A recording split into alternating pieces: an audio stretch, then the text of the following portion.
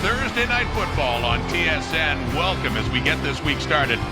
If you didn't know, now you know. He's going for Bowman. Got it! Touchdown! And Waggle's not always downhill, Chris. Willie to Smith. Touchdown, Winnipeg.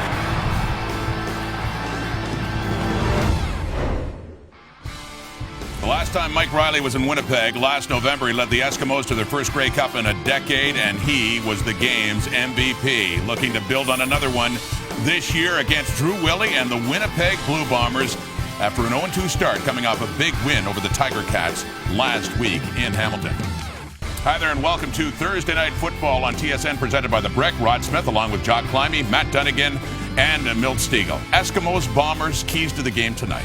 Well, we were just talking about it. To me, it's Paul Lapolice against Mike Benavides. And, we just saw a shot of those two guys sitting on the bench chatting. And we all saw those guys doing a whole lot of that. And you alluded to the fact that these guys would be out there drawing up X's and O's over dinner and have for years. And now they're going up against each other. And I'm sure they're both racking their brain going, now, what does he like to do with Gannon second and long? And it's that chess match that'll be fascinating because these two guys know each other so well. Yeah, I'm just going to cut to the chase and go right to the trenches. The offensive line for the Winnipeg Blue Bombers got to protect Drew Willie, and they got to establish a line of scrimmage against a hard-nosed defensive front in Edmonton. And I think that behooves Drew Willie big time. You get Andrew Harris going on the ground early and often. I think that's going to benefit them down the road, and they won't be in garbage time. Well, John White, and we've been talking about this guy since he's come back from his injury. He's a special player. He can do a lot. Andrew Harris always talked about how he could be the first 1,000 rushing and receiving, but John White is that guy. He can do it also. He's special when he gets the ball in space. Not one player can bring him down. If that Winnipeg defense doesn't corral him early, he can have a big game, and he could have 100 yards receiving and 100 yards rushing. So it's going to be interesting to see how well or not well he does in this game. You're talking about White and Harris. Are you guys impressed with how Harris has played this so far this year? Because, I think they are trying to use him the way BC did, but they haven't quite got there. I haven't seen it yet. I haven't seen that explosiveness yet. I haven't seen it. I thought coming back home, not consistent. He would be able to get that momentum and just ride. And I know he hadn't got that many opportunities and I know it's just the fourth game, but we have to see more out of him. They need him. Flashes. I think there's the flashes. Yeah, they know what they have there. They just got to find consistency there and know how to utilize him properly within a new offense. And I think that's what the stumbling block is now, is the familiarity with Paul Lapolice's offense. Yeah, it is the running theme of that Winnipeg offense so far this year. A work in progress under Paul Lapolice and Mike O'Shea. Bombers getting set for the Eskimos. Kickoff coming up. Janine Hallow of Winnipeg, you can win the ultimate $25,000 home theater package from Visions Electronics if a kickoff's returned to pay dirt in this game tonight, thanks to Safeway Sophie's touchdown to win promotion. And if it should happen for a second time in this game, you can also win $1 million. Janine, good luck with that. Off to Chris Cuthbert and Glenn Suter in Winnipeg. Thank you, Rod. Great night for football in the Manitoba capital. The defending champs return to the site of their 2015 Grey Cup title. Bombers look for a second consecutive win for the first time in 2 years. Eskimos, Bombers at Investors Group Field. Yeah, the Winnipeg Blue Bomber first win against Hamilton was on defense, led by Maurice Leggett, the linebacker. 2 interceptions last week and a sack. One of those interceptions he actually scored on. 6 turnovers in that one. And on the other sideline, Odell Willis still looking for his first sack of the season, which is unusual for the former CFL All-Star, but he does have the Edmonton Eskimos' only interception on the year. He's amped up. Jason Moss looking for a complete 60 minutes from his team, who are 1-1 after going to overtime in each of his first 2 games as a head coach. Mike O'Shea's Bombers look to follow up on last week's road win in Hamilton with their first home victory of the season. Unbelievably, they've lost their last 7 games following victories. You saw Odell, he dubbed this yesterday the Panel Bowl in honor of Paul Lapolice and Mike Benavides, and we are underway. New kick returner for Winnipeg this week is Kevin Fogg, and he gets outside and is dragged down by Neil King beyond the 35-yard line. They got their first win. Drew Willie looked better in last week's game against the Hamilton Tiger Cats, just shy of 1,000 yards passing on the season. He's got the 4 touchdowns, just 1 interception, and completing 74% of his passes. Very good numbers for Drew Willie. They still think there's a lot of plays out there that they can get that they haven't yet so far this season. No first quarter touchdowns for the Bombers yet this year. And a hitch to Ryan Smith or Weston Dressler is snuffed quickly by Kenny Ladler. I think many thought that the go-to receiver, there's Andrew Harris in the backfield with Willie, the go-to receiver for Willie would be Weston Dressler. It's got off to a slow start due to that early injury, and the leading receiver is Darvin Adams. He's been the go-to guy. There's your offensive line with Pat Neufeld and Stanley Bryant at the tackles. Bombers been good at converting on second down for 54.1%. Second and long here. There's Darvin Adams and a first down catch in Edmonton territory in front of Court Parks. It's 24 for Darvin Adams. His defense been under a little scrutiny of late for the Edmonton Eskimos in their first 2 games, giving up about 41 points a game. So Mike Benavides going with some pressure that Drew Willie picks up. He sees the pressure, gets the ball out of there. He knows one of those linebackers aren't blocked. Just has to get it to Adams, and he does. Just one completion over 20 last week in Hamilton, one early here, and now Andrew Harris off the left side and down to the 48-yard line. He has 3. Just a couple of sacks on the season, which is saying something when you look at this defensive line for the Edmonton Eskimos. Odell Willis still looking for his first on the year. Marcus Howard has 1. The newcomer that's making plays in the linebacking core is Kenny Ladler out of Vanderbilt. And there's your secondary with a couple of newcomers for Edmonton on the right side with Court Parks and Dion Ballou. 2nd and 7. They draw Willis offside. Well, that'll change the play call. It'll be 2nd and 2.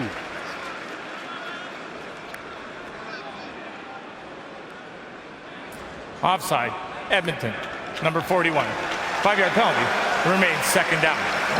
Odell told us yesterday, I got to get there, and he was in a hurry.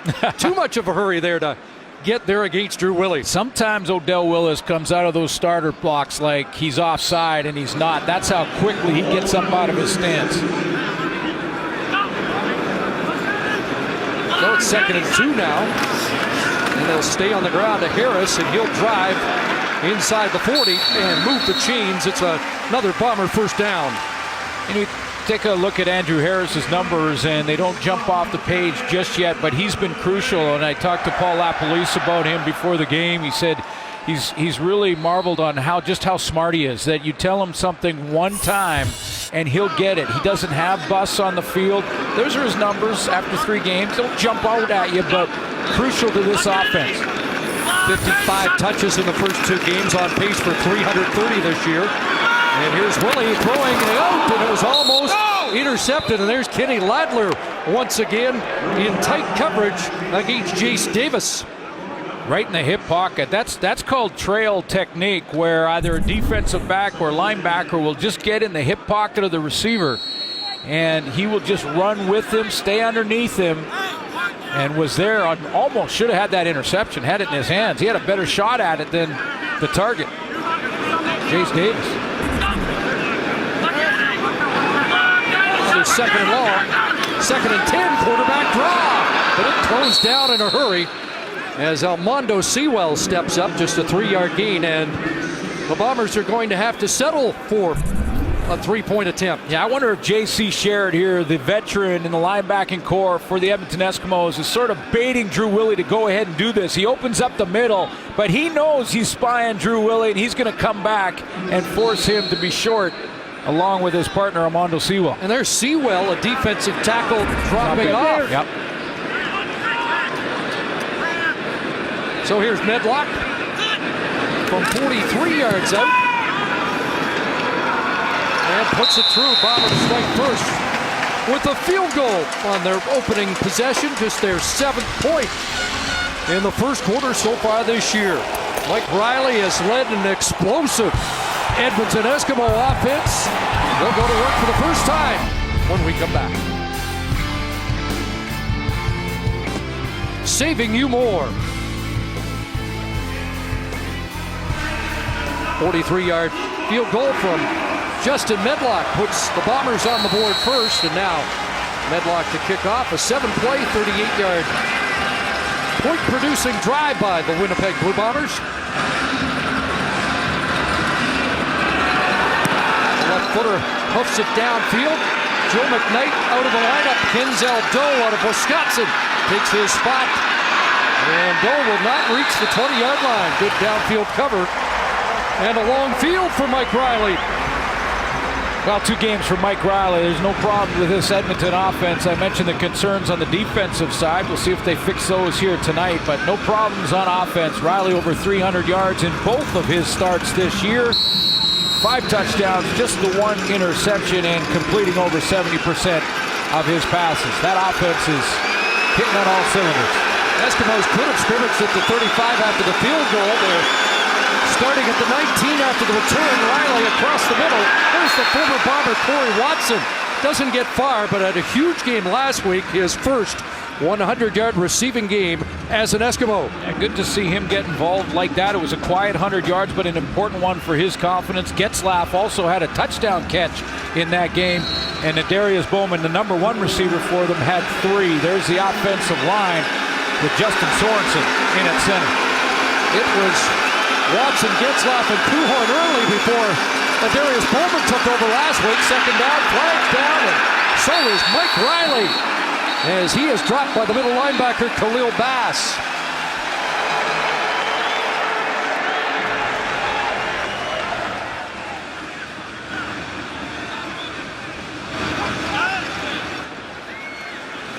Initially, excellent protection. Holding, Edmonton, number 66. Penalty will be declined. It becomes 3rd down. Gets right guard Matt O'Donnell. 4 sacks last week and an early sack for Winnipeg tonight. Pretty good protection from White right here. There's O'Donnell. We'll see if he gets the holding. A stunt up front. Shayon Green comes around the edge. White takes him, and then he keeps with it and ends up getting involved in the sack. Quincy McDuffie nicked and is not in the lineup, so Kevin Fogg, the return man tonight, as Grant Shaw gets set for his first punt.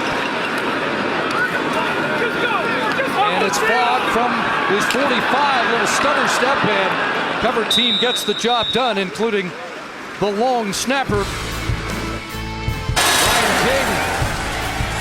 So the Bombers with points on their first possession go back to work, passing for over 300 yards in 2 of their first 3 games.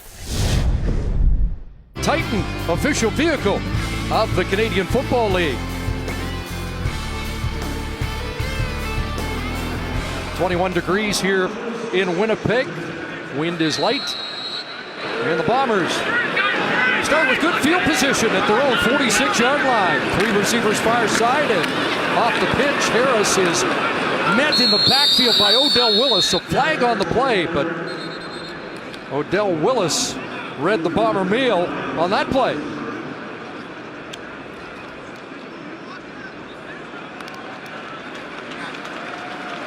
Shaking his head as if he may be the guilty party.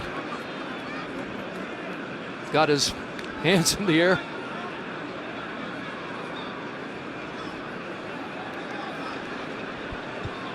Offside, Edmonton. 5-yard penalty remains, 1st down. Didn't get a number, but Odell Willis's reaction tells you likely he's had 2 offside calls here in the opening quarter. Yeah, he's fired up. You could tell when we saw him in warm-up just before we kicked this one off, and a couple of offsides. And again, I mentioned he's so close sometimes it's hard to tell. Those 1st and 5. Back into the hands of Harris. And a 1st down run. Driven down by Dion Lacey. Well, they went on defense, but in the game against Hamilton, there was a special catch by Ryan Smith. No look, and now maybe the most seen catch. Millions on Twitter. Millions saw it on Twitter. Ryan Smith didn't see it until it hit him. And the comparison you can make for the guys that want to go and throw the ball around with their buddy, get a ball, put on a blindfold, and have your buddy throw it and hit you right in the hip with it and see if you can react and catch the pass without actually seeing it until you can feel it hit your body. That's how you would try and figure out how Ryan Smith pulled that off. Wrestler Hitch stopped again for a loss. Said he wasn't expecting it. He missed the change of play call on the audible by Drew Willie. A pass complete short of the 1st down. We've got a penalty in the Bomber backfield. Odell Willis is up and talking as if whoever was trying to block him got called here for holding. It is going against the Bombers. Holding Winnipeg, number 53. 10-yard penalty, remains second down. That's the right tackle, Pat Neufeld. Yeah, and it was up against in the one-on-one against Odell Willis, number 41, who's trying to make his presence known. A couple offsides here, so that's not good, but this is in the good department. You just have to be careful with that hit to the head, and that's what Drew Willie was reminding the officials of. Would have been short of the first down, but they take the penalty, and so it's 2nd and 22. Back at the Winnipeg 45. Here comes Heat, and they get to Willie that time. Almondo Sewell has his second sack and a somersault to boot. Well, now with Odell Willis causing some problems early, they're going to double team him. They're going to bring right here Andrew Harris to come and help, and that's when Sewell can get there. Now, it's a double team, so Sewell gets a one-on-one. Well, right now, Paul LaPolice thought we got to slow down 41. They get Andrew Harris to help double. Opens up Willis's teammate. Big kick to Cancel Doe, a 48-yard pump to go with a slick sidestep, but finally brought down. Tackle on the play made by Pascal Lochard. Well, no sacks for that Eskimo front last week, but they're tumbling early here in Winnipeg. Bombers, here's what you're up against. You're playing against the defending champions. You're playing against a leader in Mike Riley that is perfect against your team. The Winnipeg Blue Bombers thrown 6 touchdowns and 3 interceptions over that time. 5 straight 300-yard games for Riley in the regular season. Hands off to John White, who skipped away from one tackle. And up to the 33-yard line, he has 7. Now Mike O'Shea can lean on this defense if they can pick up where they left off last week against the Hamilton Tiger Cats. They're not playing against Jeremiah Masoli, but this is a good group led by Ian Wild in the linebacker core. I mentioned Maurice Leggett in the pregame show. He's a guy who, right off the top I should say, is a guy who had the big plays last week. A couple of changes in the secondary. C.J. Roberts plays the corner. Kevin Fogg moves inside. 2 of the players of the week on the field. Bowman for Edmonton and Leggett for the Bombers. Second and short, looks one way, and it's Getzlaff with the catch, and that will be a first down. Getzlaff with a touchdown against his old team last week. Good time and space possession receiver, and he's starting to get on the same page with his quarterback. It's taken some time. Coming over from the Saskatchewan Roughriders. Did have that touchdown catch last week, as you mentioned, and that can get you kick-started. 7 for Getzlaff, first down up at the 40. And they swing it to White, and he stumbled on his own and was tagged down by Julian Posey. As you can see, Eskimos have been slow starters, and that was one of the familiar themes we heard yesterday. Faster start tonight. And the Bombers playing very good defense. Did not give up a touchdown in the fourth quarter. Did not give up a point in the fourth quarter last week. Picking up where they left off. 2nd and 10, 3 receivers near side. Ryder looking that way, and he's got Bowman, who just put the clutch on it. And they rule him out at the Bomber 50-yard line. Some chatter along that sideline of whether or not he was still bobbling the football when he stepped out.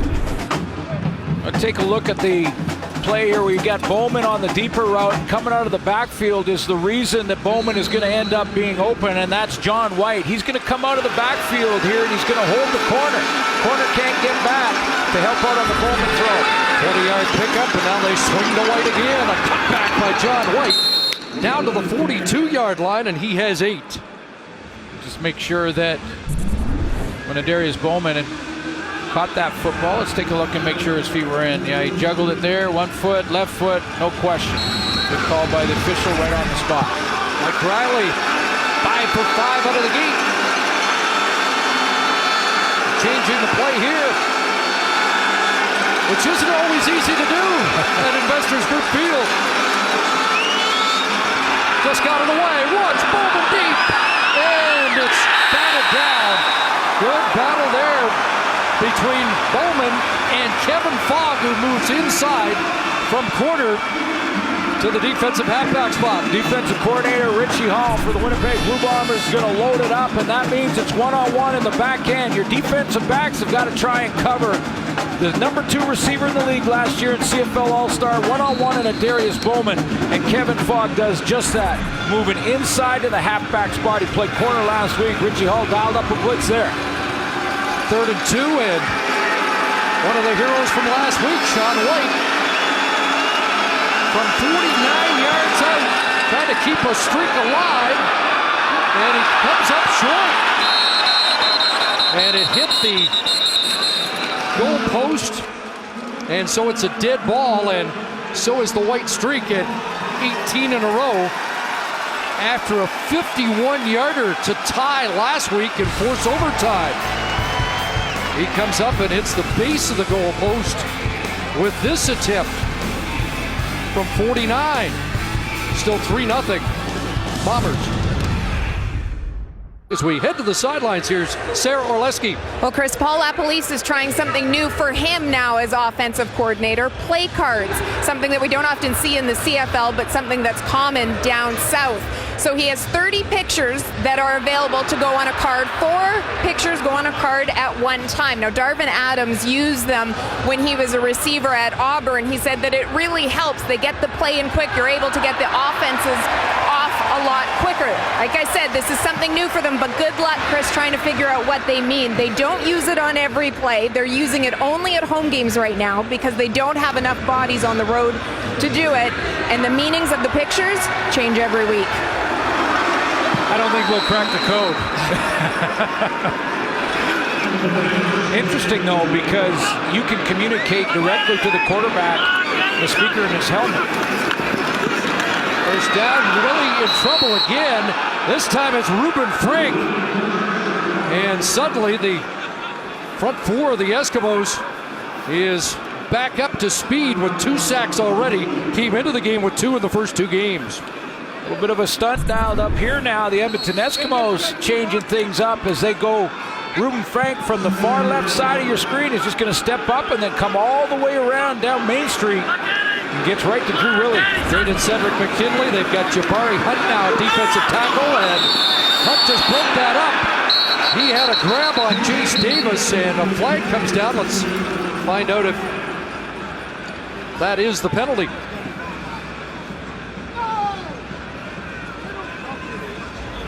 Defensive pass interference, Edmonton, number 76. It'll be a 10-yard penalty, automatic, first down. That's the newcomer out of Georgia Tech in his first CFL game. Yeah, and Hunt's not used to covering a receiver, so when he flashes in front of him, and Jace Davis here, and tries to get out for the screen, you can see the hold from the right hand on the shoulder pad. The official saw that one, and that's definitely a penalty. First down at the 30, Eskimos show blitz. Willie in some trouble, and he's got to throw it away. Faced a lot of blitz from Orlando Steinauer's Ticats last week, and the heat turned up here. Well, I think this is, for a lot of Edmonton fans, was the question, where has this front 4 been over the first couple of games of the season? Odell Willis still looking for his first sack. Marcus Howard just won. But they're dialing it up here tonight. It's been their best start to a game this season. 2nd and 10, showing pressure again. Extra man comes, Willie stands in, and Dressler, Patrick Watkins brings Dressler down, but catching a first down for Weston Dressler in his 125th game start. Edmonton want to get Dion Lacey up here in the line of scrimmage. Now, J.C. Sherritt's going to drop out of there, but Lacey ends up in the rush. They come with 6, but it's well picked up by Andrew Harris to give Drew Willie time so that Weston Dressler can work his one-on-one pattern over there on Pat Watkins. 18 for Dressler, double tight ends now, and on the counter, a little shovel to Harris, and he's able to turn the corner and is driven out at the Eskimo bench around midfield. Give Harris 7 on the play. Paul LaPolice told me before the game, Andrew Harris, I mentioned that he's mistake-free. He watches him on film and says, you tell him one thing, and he won't make the mistake. But there's lots of ways they want to use him, whether it be running the football out of the backfield, certainly, but thinks he's maybe one of the best, if not the best, receiver from the tailback spot in the CFL. I think I agree with you. Hands off again. Mike O'Shea on 2nd and short. This time he'll get stuffed. Said last week 16 times Harris either broke a tackle or made a man miss. A lot of running backs and good tailbacks do that. Obviously, that's why they're good, and that's why they play at this level. When you can make that guy, that first tackler, miss. I just love his hands, though, and the timing on his routes out of the backfield. Andrew Harris, one of the best in the business at it. Medlock angles the punt away from Penzaldo, and this is a beauty. Nails that inside the 10-yard line. And they'll mark it at the 8. A perfect 47-yard punt for Justin Medlock.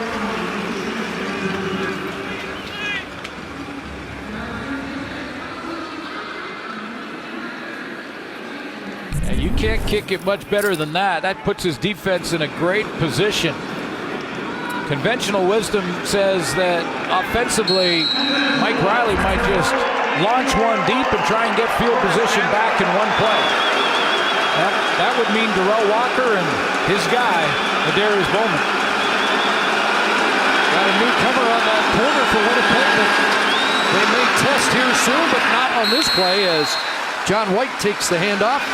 3rd in the league in rushing, just a couple there. That plays into the defense's hands now. You get the stop on first down on the run. Maurice Leggett doing it again from that linebacker spot. And now you get the offense in 2nd and long, deep in their own end. That plays to the advantage of the defense. Sheon Green checks back into the front 4. Often lines up at end, but this time a defensive tackle in place of Sholigan on 2nd in a passing situation. From his end zone, he dumped it off and incomplete out of the reach of White, who seemed to have his signals crossed. That one ended up closer to Justin Sorensen. Big looping pass rush here from Jamal Westerman. He's going to come around the horn and get some pressure. Causes the timing of this screen, and the pull on right there on John White's shoulder pad just disrupted it enough. Saw Mike Riley talk to referee Al Bradbury whether or not that hook of the arm of White should have drawn a penalty.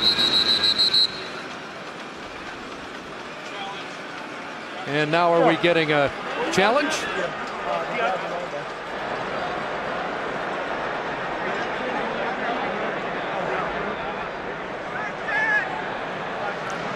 Jason Moss may be challenging roughing the passer here. Edmonton is challenging the previous play for defensive pass interference. Going to 55, Winnipeg had grabbed the running back coming out of the end. Look to me, Suits, like the exact same play that was called against Winnipeg when Andrew Harris was grabbed by Jabari Hunt. And you can see Westerman kind of impede the progress of John White. Well, but the difference here is he doesn't hang on like that last play. Westerman's coming around, and he doesn't know if John White is going to block him in protection or get out into the backfield, and they just sort of collide on the way around. Now, you could say that Westerman may have stuck his arm out a little bit. The difference is he didn't grab him and hang on to the jersey. We'll see how they rule this. But you also saw Mike Riley take a hit here, and you can actually, if there's no call on unnecessary roughness on the quarterback, you can challenge that. Now, could you rule that was just a bump before the 5 yards on Westerman?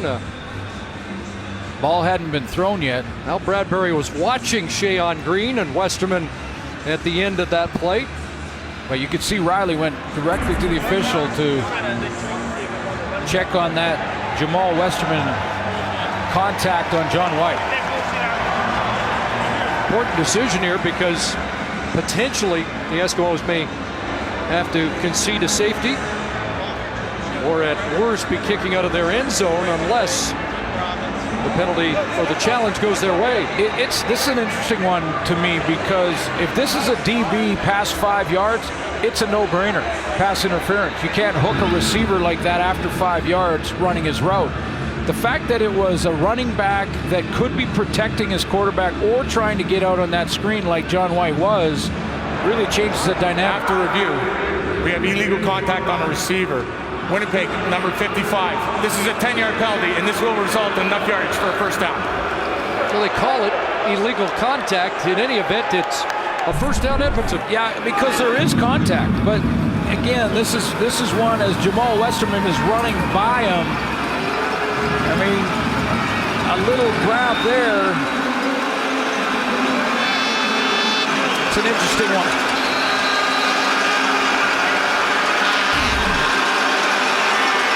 First down for the Eskimos up at the 20. And Jordan Lynch in the game, and he'll take off. And a former Heisman Trophy finalist up around the 29-yard line. He had the cup-clinching touchdown on the turf here in Winnipeg in late November last year. Yeah, short yardage. Gets a chance to go and run those veer-type offensive running plays.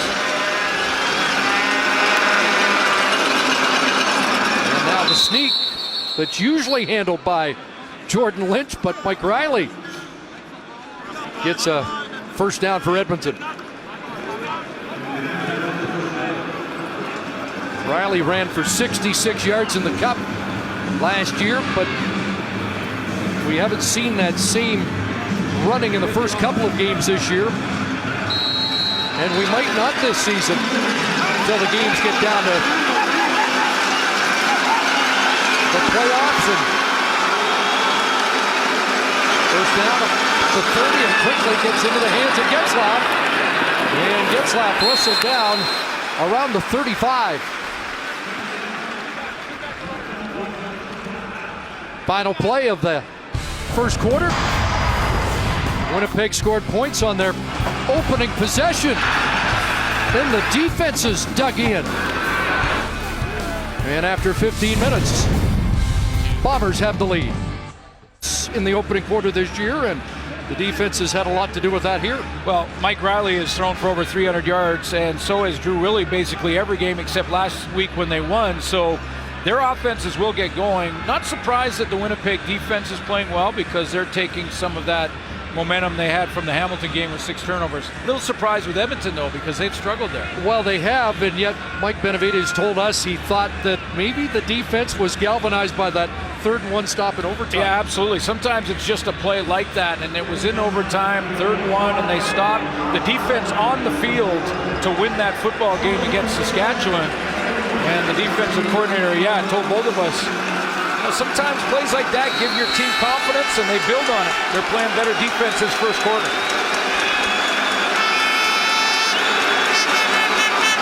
Second and 5 as Riley throws, and Getzlaf again has it, and has a first down up at the Edmonton 45. So Chris Getzlaf has 3 catches early tonight. Before the season started, and I talked to Mike Riley about Getzlaf's input in training camp, and Riley basically saying he's like a quarterback on the field. He's going to the 3rd and 4th progressions before I was. Now they swing it to Bowman. Got some blocking.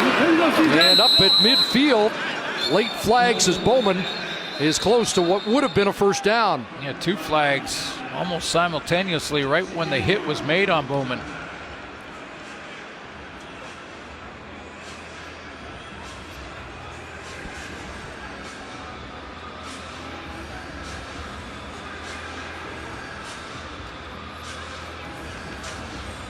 Third Eskimo possession of the night. They had scored touchdowns on 7 of their first 28 this year. Looking for their first points, and the penalty against Edmonton here with Michael O'Shea getting his options. Jason Maas would like to just win one in regulation and not get the pressure and tension that comes with overtime. Back-to-back overtime games for these defending champions. Major foul, unnecessary roughness, tourist hit, Edmonton, number 18. That penalty would be applied after the ball was dead. Back 15 yards, it's 2nd down. A tourist hit is once the play is over and a player glides in and basically hits somebody who's looking at the pile. One of the most physical receivers in the league. Take a look down the bottom of our screen here, and where's the tourist hit? Right there.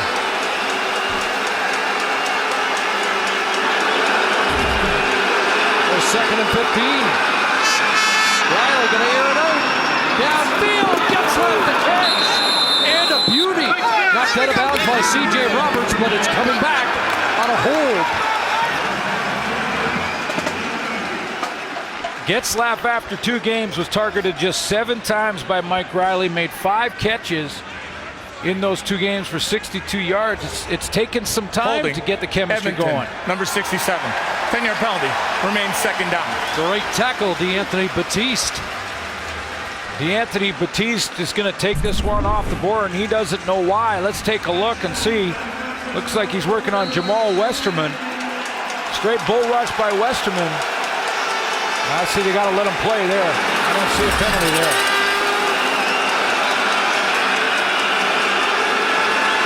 Second and a bunch. Underneath it goes, and this is Kinzel Doe. Or excuse me, Darrell Walker. Darrell Walker with the catch, and he is bumped out well short of. Well, that's one of the reasons that it's taken some time for Riley to get on the same page with Getzlaf. Because you got Darrell Walker and Darius Bowman in your lineup. And only one football. And Corey Watson, who had the big game last week. Quiet start for Walker the last couple of weeks. Grant shot, a kick away. Good boot. Backpedaling his Fogg from his 16. A 53-yard punt. But Fogg into the open field with a block on Fleming. Cuts it back. Kevin Fogg. First game as a returner, and it's a late flag as he crosses the goal line.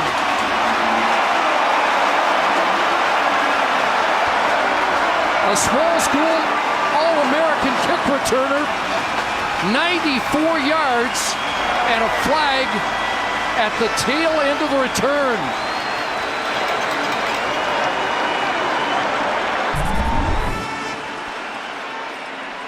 Well, let's take a look at the end of that return. Is this the penalty called? During a return, illegal block, hands to the face. Winnipeg, number 49. 10-yard penalty from where the ball was held. First down. Shayon Green, an unnecessary penalty. Fogg was home free, dancing for the end zone. But an electrifying punt return has set up the Bombers.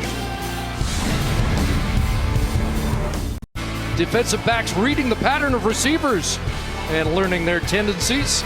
Pattern reading. When there's an under, there's an over, and probably a post behind it. You can read that pattern correctly, get a pick. So it becomes officially a 72-yard punt return. First down into the hands of Dressler, and Dion Lacey and safety Neil King in on the stop. Great return by Kevin Fogg. He was one of the best in the business at Liberty in college in the return game. And his favorite player growing up back then when he was a kid, Deion Sanders. So a little prime time. Unnecessary penalty by Shayon Green here. He didn't have to do that. Fogg was already in the end zone. Willie on second down. The crosser, Rory Colert's got it. And he'll dance to the 20. And has another Bomber first down. Drew Willie wants to go with some tempo offense here. They're getting up to the line of scrimmage, and those cards coming into play now so that all receivers can see the play. Willie gets it communicated in his helmet. There they go. This is where they want to be. Colert, touchdown! An early red zone conversion here. Touchdown, Winnipeg. Tempo work this time, big time, because Edmonton was trying to regroup and get their defensive set. They were scrambling to get to their spots on defense because Willie went tempo. Little quick fake there, right down the seam. Rory Colert, as the Edmonton secondary tries to scramble to get into position. First touchdown catch of the year for the Regina native. 5th touchdown pass for Drew Willie. They were 1 for 4 in the red zone last week. And everybody on that Winnipeg offense talked about being better in that department. Well, they weren't here early in their first red zone visit of the night. A 20-yard touchdown connection. Willie to Kohler as the Bomber lead expands. For Pacific across the TSN network and in 4K, and then Lions and Rough Riders Saturday 7 o'clock Eastern, 4 Pacific on the TSN network. Well, that's tempo offense working like a charm there. You go no huddle, so the defense can't set. In fact, they weren't. Not only were they not set, Edmonton defensive side, but they were scrambling. Unreturned touchdown taken off the board, but the Bombers put it back up. 3 plays, 32 yards, and now Doe ducking under and pushing the pile across the 35 with a pretty good return. Look at the confusion here in the Edmonton defense. Kenny Ladler, the linebacker, is trying to bail out to this position. Neil King is coming down here. You got Court Parks looking at this receiver over here. No one in the middle of the field, and that's exactly where Drew Willie, because of that scrambling defense, goes right down the seam to Kohler, and Court Parks can't react in time. I mean, there were 3 players there that weren't sure of their position or weren't in position to make the play. During the return, illegal block, Edmonton, number 25. Half distance to the goal, it's first down. Veteran Mike Miller called. The Riverview, New Brunswick native. One of the key special teams guys for Edmonton, but another look at the Kohler touchdown. And quick release helps too, where Willie recognizes it immediately. A little bit of a shoulder, and that ball is thrown right where Rory Kohler can walk in. And on that sequence, Kohler is now the receiving leader for the Bombers on the night yardage-wise. Riley starts at his 10, and Darrell Walker's got his second catch. Bumped out by Kevin Fogg. Never wrong to move the launch point for the quarterback, and that's right now what Jason Moss is doing with Riley. Gets him out on the edge, gets him on that full roll, and it basically changes the launch point. So right when the defensive line are starting to stunt, thinking he's going to be in the pocket, Riley gets outside. 5 catches last week for Walker. 1 set up the game time field goal, and also his 100th catch. Not much for John White. Gets back to the line of scrimmage, not much more. Excellent timing by Khalil Bass on this blitz, Chris. He just, sometimes you get late and you're behind it. Sometimes you time it up just right to be in the backfield before the offensive line can set. He beats the blocks to disrupt that play.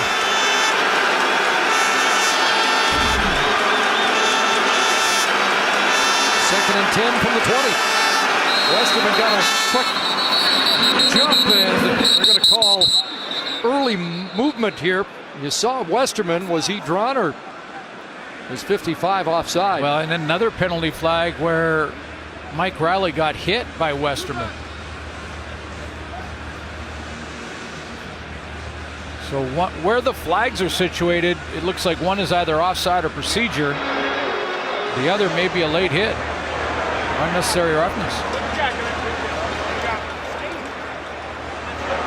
Offside, Winnipeg, number 55. Major foul, unnecessary roughness, Winnipeg, number 55. Both fouls will be applied. Automatic, first down. Well, that's instant field position on 2 fouls from the top player on the Bombers last year, top Canadian, top defensive player. Jamal Westerman is in that track stance, 4-point stance. Well, that looked like he was pretty close on the offside. He didn't hear the whistle and went through and hit Riley. First down up at the 40. Riley goes to the reads and finds Bowman for a catch of 8 to 9 yards. Well, he had to knife that in there. Kevin Fogg, the guy that just put the big return on the board, was right in the hip pocket of Darius Bowman there, and Riley just knifing it in. Late change for the Bombers, and a flag comes down, so perhaps a legal substitution against Winnipeg. It would be a first down anyway on the white carry. But the Bombers had 2 or 3 guys late to leave the field. Bombers defensively have had too many men, Winnipeg. That's a 10-yard penalty, and it'll become first down. They've had Edmonton bottled up, and they've played well. They've just had a couple of fouls that have allowed Edmonton off the hook and out of their own end. See the player scrambling to get to the sideline. Once those gates are up, it's too many men. Chris Greaves has checked in. The former Bomber lines up as the tight end. First down Eskimos, now at the Winnipeg 50. Back to White. And he'll pound it to the 46. Again, this drive was started at the Edmonton 10, but has been aided by 3 Winnipeg penalties. Substitutions now from Edmonton. They're going to call the play on the line of scrimmage, but if they substitute, the officials will have to let the Winnipeg defense substitute, and they're choosing not to right now.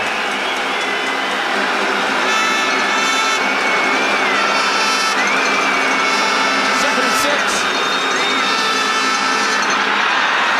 Riley steps up, throws, and it's knocked down. Macho Harris, the safety, came over the top to knock it away from Corey Watson. Corey Watson looked like he may have wanted Jason Moss to think about challenging this. Looked like the timing live was pretty good. Just to the right corner of your screen on the run, up over the top.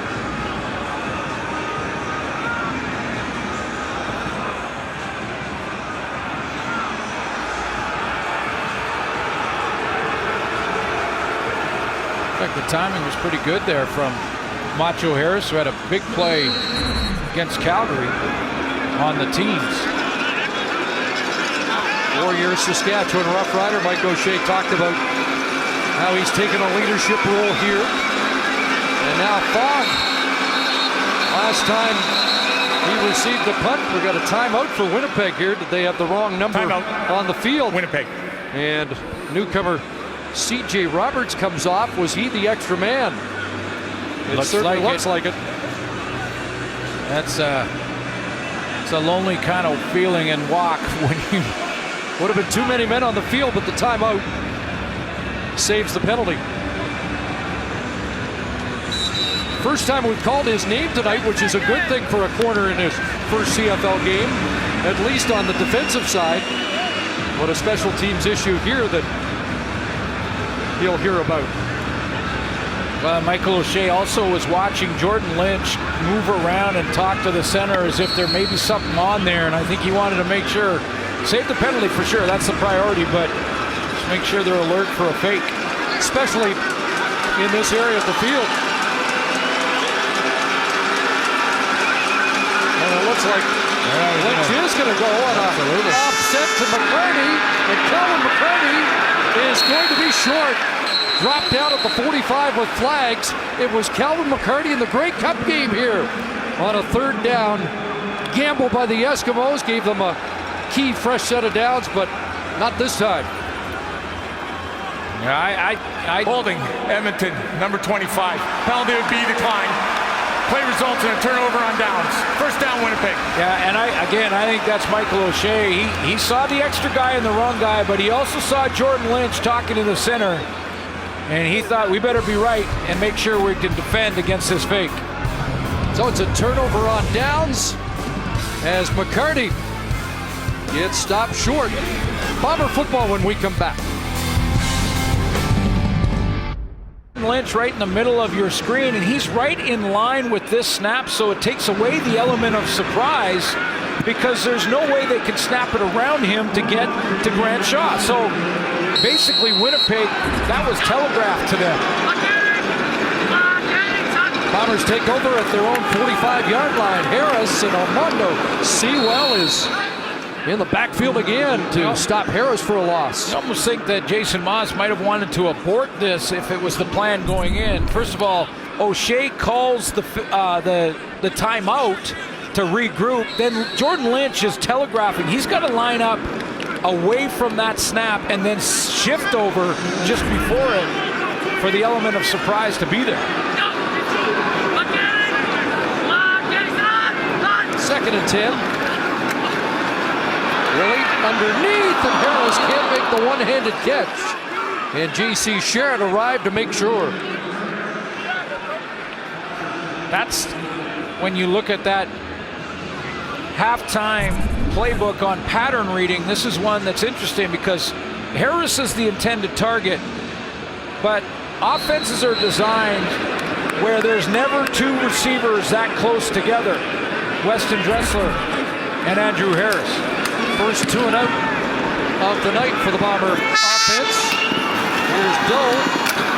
39-yard punt, and Kendall Doe bumped out with a flag on the play as he is out around the 37-yard line. Couple of flags to sort out. Penalties down 8% coming into the week. Maybe not down 8% tonight.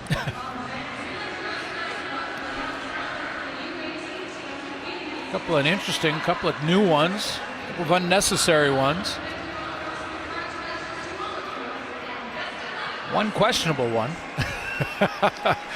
There's always one. There's always one was in flight, holding Edmonton, number 55. Half distance to goal, first down. Depending on what color your fan goggles are, there's always questionable ones. Eli Nagoya out of Bishops, the penalty, and let's go down to the sidelines here, Sarah. Chris, it hasn't taken long for Mike Riley and Jason Maas to get on the same page. Mike Riley said that he's spending more time at the stadium than he ever has in the past. He's in Maas's office, game planning, talking football, and it's a relationship that has paid off early on. That level of communication is something he hasn't had before. Jason said that when he was a quarterback, that's something that he had with Danny Machocha, and he appreciated that level of communication. One of the things that Jason Maas says about Mike Riley is that as a quarterback, he has carte blanche in this offense to do what he wants. He just has to be able to provide a good rhyme or reason for it. Says he has a deeper understanding of the offense this year. They do a lot of game planning, and apparently they play some darts too. Coach is better than the quarterback in that department. Long out, reaches Kuhorn, and there is the newcomer C.J. Roberts out of Colorado State getting his first start and making another play on D. Yeah, the quarterback and the former quarterback, now head coach, playing darts. Aim small, miss small, I think is the philosophy there that you can transfer onto the field. If your target is the top of the number 4 on a Darius Bowman's jersey and you miss it by a few inches. If it's the man himself and you miss him by a man. Eskimos need a bullseye here in the first half. Right. And he is going to get tripped up by Ian Wild, lunging forward. Going to be close to that first down stick. Looks like it's going to be third and about a yard. 26-year-old Ian Wild leading the team in tackles, also has a forced fumble. Around the ball guy.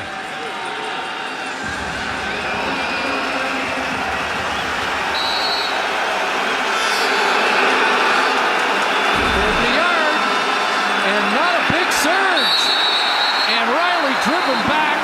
I'm not sure. Riley thinks so, and the spot will confirm. Should be enough. Mike O'Shea might take a look at whether or not that spot is a good one. Last week, a 3rd and 1 stop sealed it for Edmonton.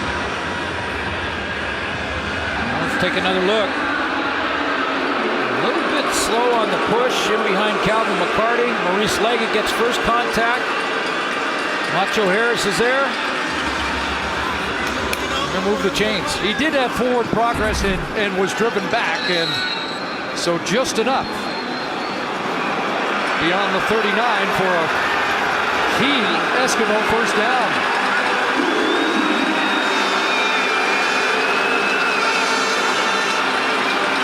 Good protection. Riley gonna air it out. Bowman double coverage. How Coleman. Come on. 3 touchdowns last week. Here he goes in double coverage, and he gets up there. I mean, he's climbing the ladder to pull this one down. Darius Bowman, it doesn't get any better. Unreal. A 60-yard catch for Bowman, longest of the season for him. 3 touchdowns last week. Not sure he made a catch that good last week. And now Walker, a pass behind him, incomplete. Boy, and Mike Riley on this long throw to a Darius Bowman. Khalil Bass gets in there, and Riley has to pay the price. Boom. With the catch by Bowman, over 7,000 receiving yards in his career. 2nd and 10 from the 11. Bowman got a quick start, maybe too quick. Touchdown, Corey Watson. But there is a flag.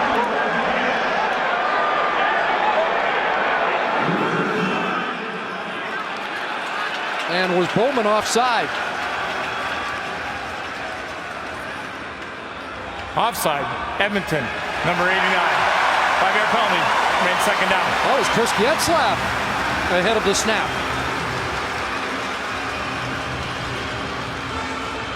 Touchdown off the board. It'll be 2nd and 15. Right here. Short side of the field. Darius Bowman. They called Getzlaff too. They looked like they were both guilty. Yeah, Darius Bowman was offside. On the short side. Could have taken either one of them.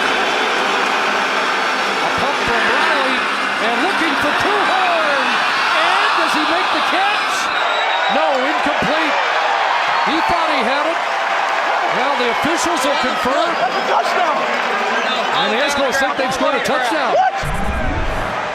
Well, let's see if he made the catch first. See if Jason Moss might want to challenge that there was interference second. No, that ball hit the ground, so it wasn't a catch. But was it pass interference?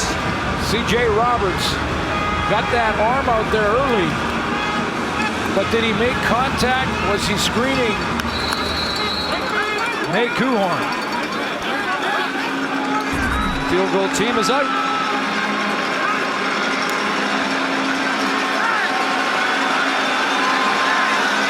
White comes up short from 49, trying to get Edmonton on the board here. Under 4 to go, first half. And the field goal is good from 23. Let's take one more look at that touchdown throw attempt from Mike Riley to Kuhorn and the coverage by C.J. Roberts. Let's take a look at this angle because this will be better to see if he had contact. Goes up, reaching for the football. That's why there's no challenge. Let him play. A little bit early with the arm, but it wasn't screening.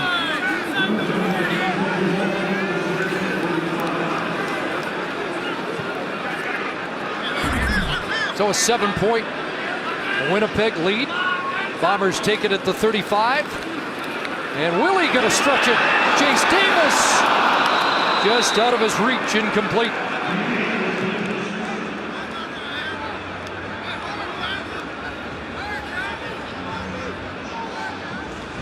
Milt Stiegel on the route running. That was just a little bit lazy coming out of his break, and it kind of bent back towards the line of scrimmage. Because of that, he lost the angle. Early on, when Drew Willie was having location problems with the throw, Paul LaPolice said to us that part of it was the receivers creating those proper angles for the quarterback to get it to him. 32 completions for Willie in each of the last 2 games, just 8 so far tonight. 2nd and 10 has Dressler, and he turns away.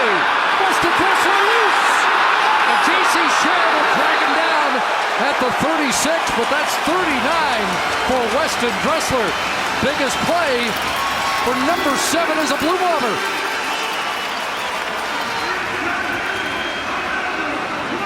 We talked in the opening, Dressler's due. Maybe tonight. We hit the 3-minute warning here.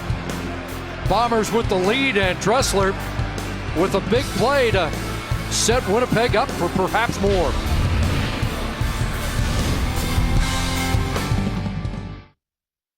Right transpired between the Bombers and Eskimos. We will also have the coach's playbook, and we will look ahead to, tomorrow's game as well in Friday Night Football. Chris, Glenn? Hey, Rod, forward to that, I think.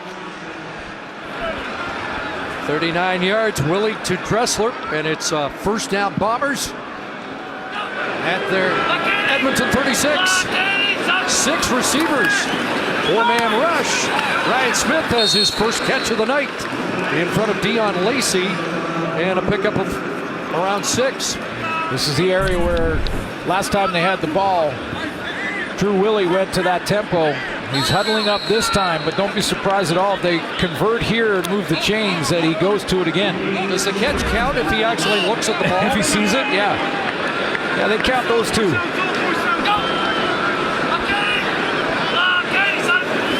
Second and about 4.5. Back to Smith. Can't bring it in. Delivered high with Marcel Young in coverage. Drew Willie's been sacked a couple times in this game, in this first half, but I think he's recognizing blitz and recognizing the defenses and going with the football where he wants to better than I've seen him all year long. That was good coverage by Marcel Young, but he had to get the ball out of there. He's got a quick release tonight. I think he's seeing the field well.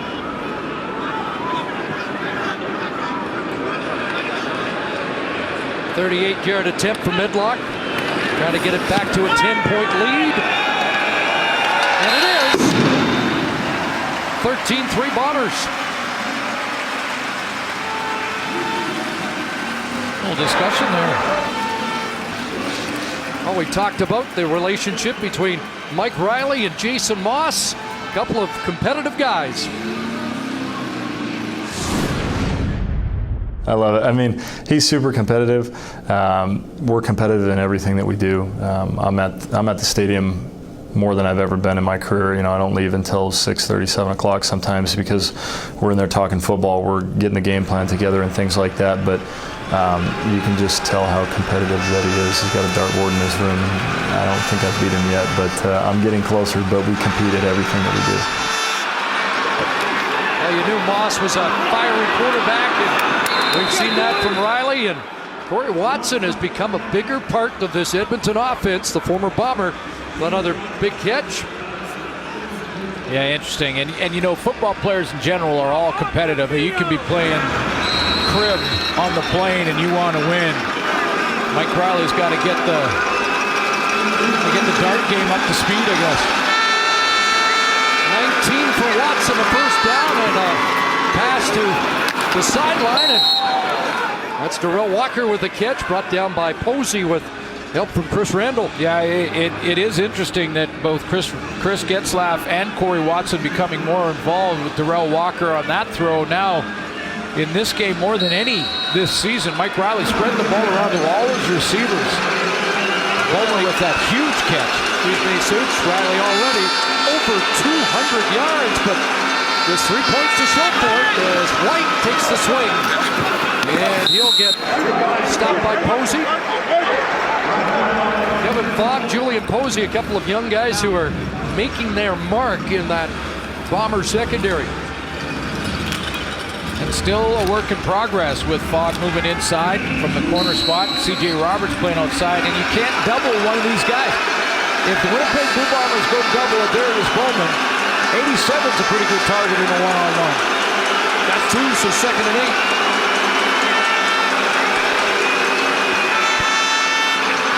Has some time, and now finds Kuhar over the middle. Kevin Fogg brings him down, but a big first down catch for Nate Kuhorn. Tremendous blocking up front, just 4-man pressure as Winnipeg drops off here in the zone, and Riley just is patient with it. A stunt inside, Jamal Westerman, now he sees a little opening, steps up into that opening, and Nate Kuhorn on the crossing route is there.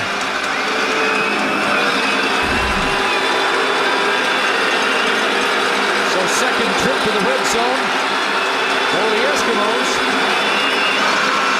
And it's Bowman over the middle. Lost the helmet, took a huge hit, and somehow hung on. And somehow got up with a smile on his face.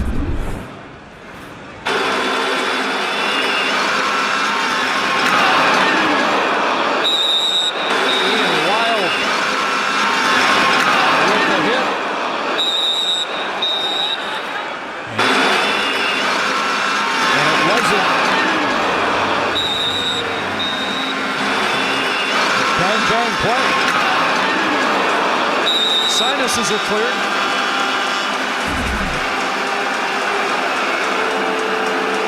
And Bowman's good. Well, they ruled no incomplete, and they're going to get a timeout's been called by Edmonton. So a timeout. He did not hold on to the ball. Riley still arguing either that he caught it or took a headshot, but Ben Majors telling him not the case. But there's still a long discussion. The Eskimos thought they had a first down here, and I think that's why they had to call the timeout. Does he hold on? He doesn't.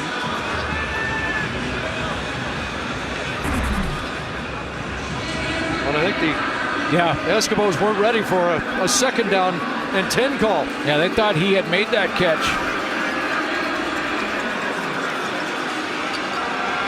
Over 7,000 yards in his career after that monster 60-yarder, and he passes Pinball Clements into the top 50 and passes one of the greats from the Edmonton Eskimos, Jason Tucker en route. A former Bombers next. Head coach would have thrown to Jason Tucker. Riley pumps, but keeps the play alive, extending it, and Watson made a catch, but he was out of bounds. Momentum took him out. He's arguing he got pushed out, but it looked like the right call. Well, I was wondering if he had that foot down when he actually caught the ball. Mike Riley wants to get the explanation. Basically, sidearm slings this. I thought that left foot might be down when he had made the catch and secured it. Let's take this will be the best angle. Caught there, and the foot does. That foot is like down. I thought that foot was down.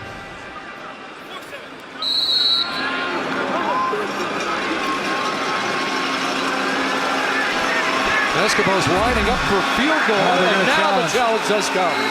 Now they're challenging. Boy, that's a terrific play by Corey Watson.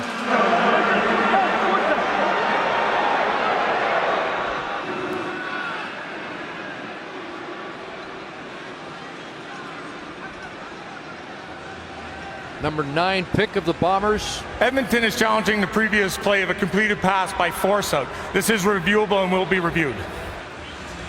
5 years with Winnipeg. Rookie year, 793 receiving yards. Well, and there is a force out here by Chris Randall, but I don't think it matters. Corey Watson had his foot down. That foot's down. He's got the ball in his hands.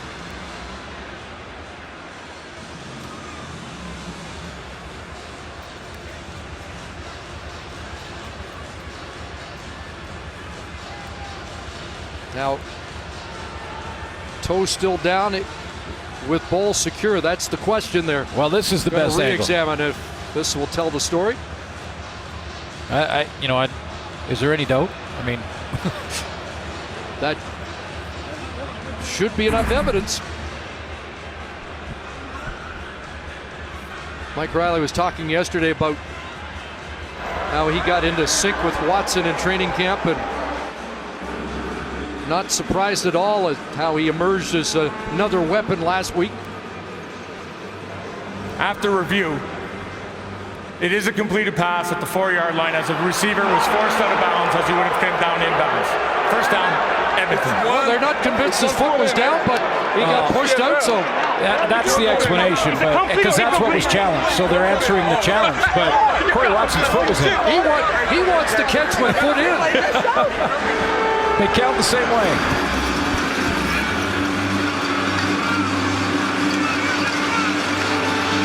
So third catch of the game for Watson, and a big first down for the Eskimos. First First and goal from the 4.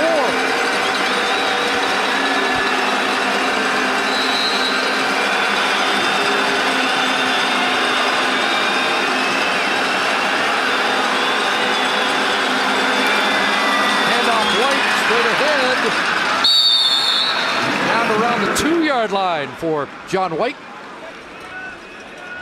3 touchdowns already this year for the Eskimo running back. I'm going to bring Jordan Lynch in here. A short yardage sort of run offense they have. Short yardage guy, but doesn't necessarily mean straight sneak. You can run that option with John White.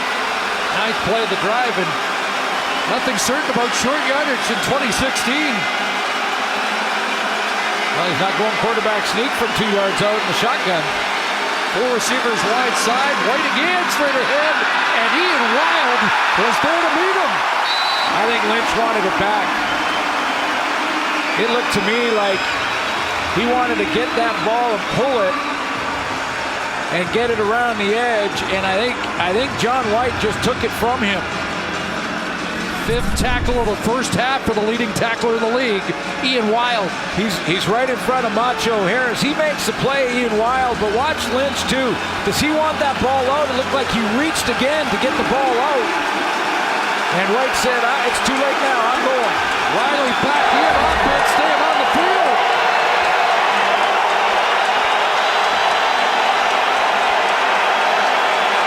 Now did Riley look for a call, and did he look to say, are you sure you want to do this? Can't call a timeout now. No looking back. From the 2, 3rd and goal. On a throw, touchdown, and it's Corey Watson.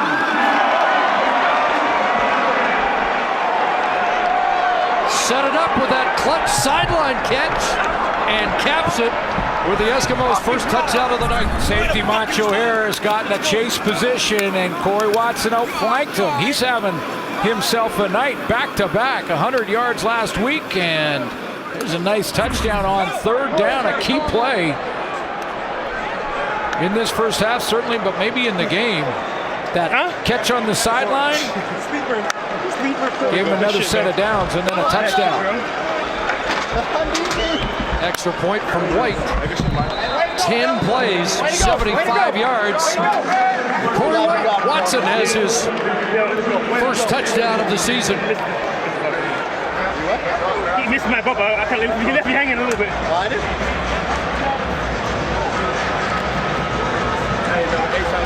Watson lines up first in the backfield, and he's going to shoot the flat here. The guy trying to cover him is Macho Harris. He gets in here, he gets caught, he has to bubble, and by the time he gets back in position, it's too late. Touchdown, Edmonton.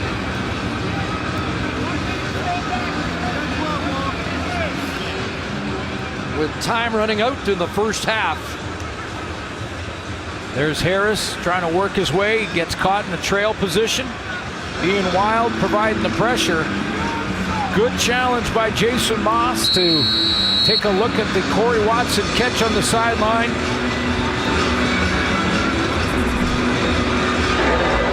Got herself a game. Yeah, brother. The deep receiving corps.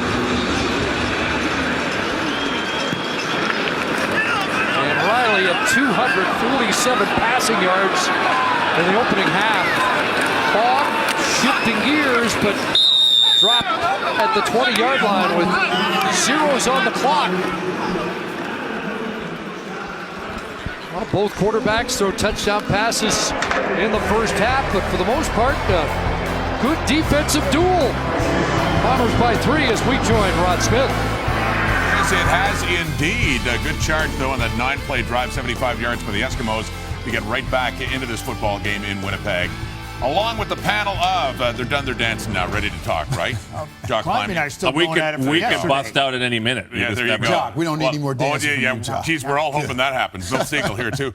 The strength of Winnipeg last week in their first victory of the season in Hamilton was really defense and special teams, Matty.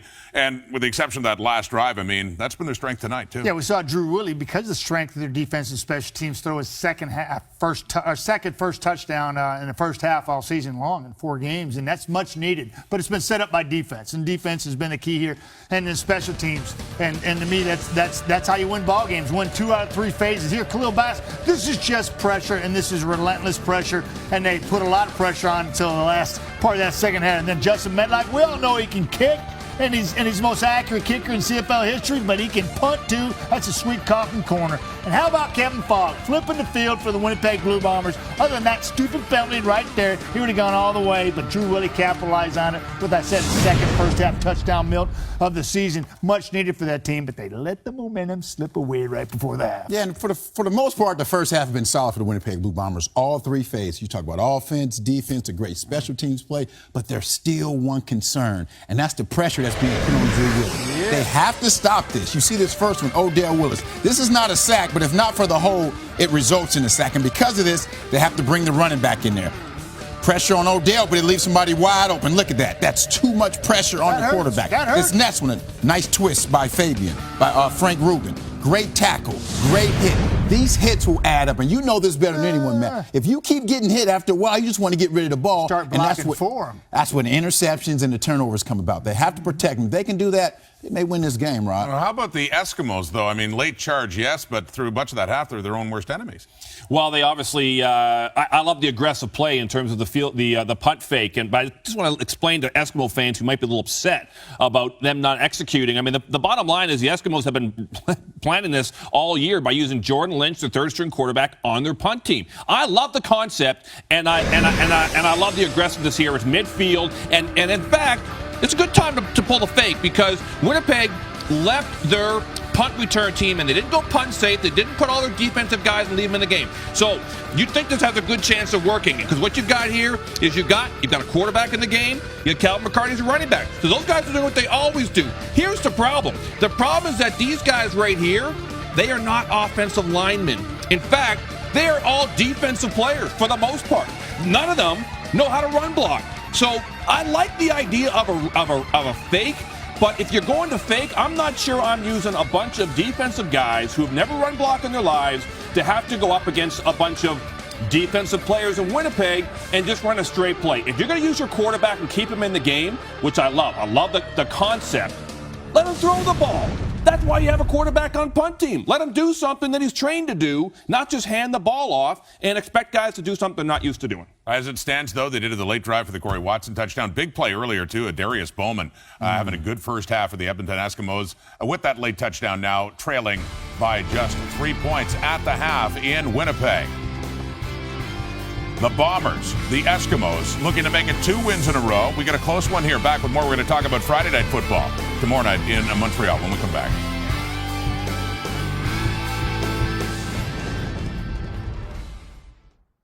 Playbook brought to you by GMC. We are professional grade with Glenn Suter.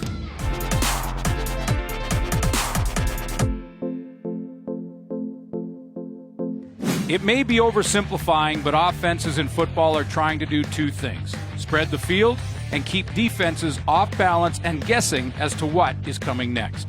So what do offenses try and do? Make you cover all 65 yards of width and about 50 yards of depth from the line of scrimmage on every play. That's why on almost every passing play, there's a deep threat.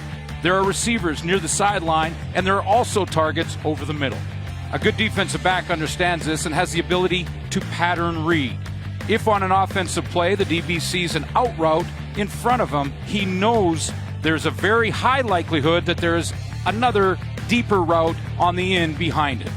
If there's a short route in front of him, there's a good chance there's a deep post behind him. It's called pattern reading, and a good defensive back can make an offense pay when he reads it correctly. Oh, confusion there, and it's picked. Low-legged as his second interception. When an experienced DB makes a play on the ball that was thrown to a man that he wasn't covering, it isn't because he guessed.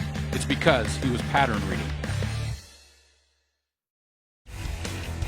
13-10 Bombers at the half. Tomorrow, Friday Night Football from McGill. The Alouettes coming out of the bye, and boy, they have a lot of injury concerns with Terrell Sutton out, Kenny Stafford too, and Rakeem Cato starting at quarterback, and Deron Carter will be in the lineup pending his appeal for that bump of Rick Campbell taking on the Hamilton Tiger Cats tomorrow. But yeah, Montreal's pretty depleted, and they're going to need Deron Carter in the lineup, I think. Yeah, it's good he's there for Montreal's sake. You talk about the injuries, Terrell Sutton, Kenny Stafford, S.J. Green, Kevin's not playing. So he's going to need to be in there. And what I like about Duran, I like his emotions, but just keep him in control because you know these players on the opposing team on him, they're going to test it. They're going to be in his ear. And don't lose your emotions, just control him. You're one of the best receivers. When he's playing, he's the best receiver in the CFL. He has all the tools. He has speed. He has size. He'll catch anything. He's tough. I see you looking at me, man. This guy can flat out play. Yeah. He can be the best receiver in the CFL. Be, but I know. He's not. But I said he can. I didn't say he was. I said he can. I thought you said he was. No, I didn't say he was. I said he just want clarification. Let me put it in a rewind. He can be, man. There you go. I think he has the potential too. But he's got to learn how to be a pro first. We got a couple young quarterbacks too in this ball game: Jeremiah Soley and Rakeem Cato. And if they've been watching last night's game at BMO Field and watching tonight's game, it's all about sometimes you don't have to be the guy. Just be a guy, right? And they just got to distribute the football and be patient. We saw patience extraordinaire in last night's ball game, Red Blacks and certainly the Toronto Argonauts, and those two quarterbacks, and how patient they were. Tonight we're seeing the same thing with two good quarterbacks. They need to take a page from that because I think the team that turns the ball over the most is going to lose that football game. Patience is key for those young guys, no matter who's around them tomorrow night. Well, it's interesting. I'm looking forward to seeing Rakeem Cato play. You know, we started 10 games last year for the Alouettes, and remember, he was a third-string quarterback. I mean, he was behind Lefevre and Crompton, and he's a guy who came in, and I think everyone was really excited about him. For a little while last year, all of a sudden we were like, whoa, kind of like whatever the vibe everyone got about Jonathan Jennings at the end of the year. It was all about Rakeem Cato at the beginning of the year, and then Kevin Glenn comes on the scene, and everyone kind of forgets about him. Now we're going to get a chance to see him play, and I want to see if he's matured as a quarterback because this is what he needed. He needed to become a student of the game and not just a baller. Let's see if he's gotten there. And not dressing in this game, but off the sixth game now, getting closer is Zach Collaros. Could be next week against the Edmonton Eskimos, and I'm sure the Ticats looking forward to him coming back. They've lost 2 straight at home. Talk about great quarterbacks. Kenny Payne, Hall of Famer. Those great Bomber teams won 5 Grey Cups in 6 years, or 4 Grey Cups in 5, I should say, into the Ring of Honor tonight in Winnipeg. 8,000th place right now. Look at Schultze, though. He's going to be back with us. He's going to be back with us tomorrow, and nobody in the lineup for Schultze tonight, but he does have him tomorrow. So at the half, it is the 13-10 ball game, Winnipeg leading Edmonton, and here's Matty with the stats. That's what I'm going to talk about right here. Mike Riley in the first half had first quarter had 43 yards passing.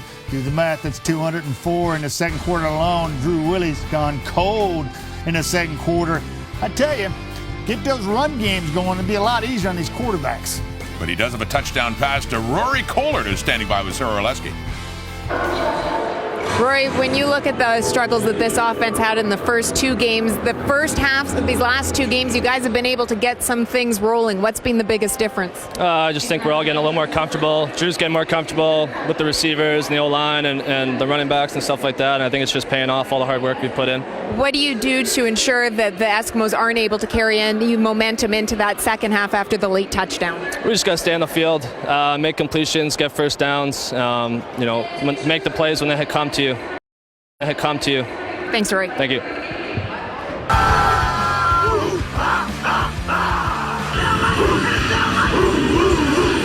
Eskimos, Bombers, great night for football. Early red zone conversion. Riley gonna air it out. Bowman, double coverage. There is Bowman. It doesn't get any better. Quarter, Bombers lead by 3. Let's go to the sideline. Sarah Orlesky's with Corey Watson. Corey, what did that late touchdown do for this group going into the half? We needed that. We needed to score before we head into the locker room because we'd be making mistakes, and we need to clean that up. Not that you guys want to be in a game this close, but given the way your first 2 games have gone, how comfortable are you being in a tight battle? I mean, we're always comfortable going into the second half. We know we got a good defense, and our offense, once we get rolling, things will be okay for us. Thank you, Corey. Thank you. Bye. Well, they're certainly spreading the ball around. Jason Moss is calling plays, and Mike Riley reading those plays and going through his progressions. He's seen busy first quarter for Chris Getzlaff, Corey Watson involved, and that amazing catch in the first half by Darius Bowman. That's a highlight in itself. Bowman 1 yard short of his third 100-yard game of the season. Safe to say he'll get that. So it's a 3-point game, and maybe another overtime night, sir. You know, I asked the coaches in the warm-up.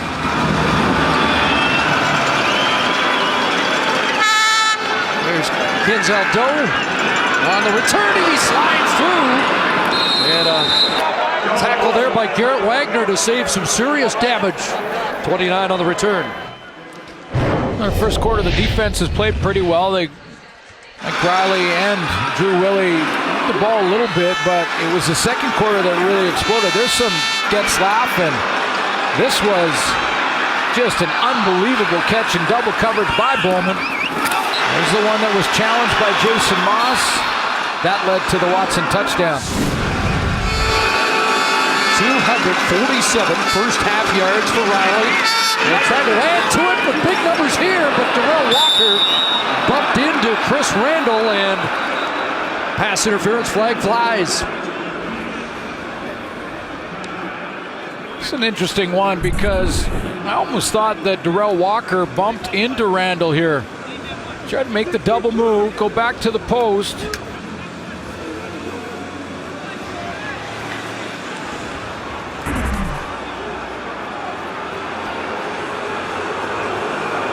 Big penalty to start the second half. Winnipeg, number 8. Well, automatic first down. Right now, Michael O'Shea is trying to get all the angles he can and hear from the spotters upstairs as to whether or not he should throw his challenge flag here. Got it, hand on it, and it is coming out. He's going to throw it, yeah. 30-yard penalty, but it will go under review.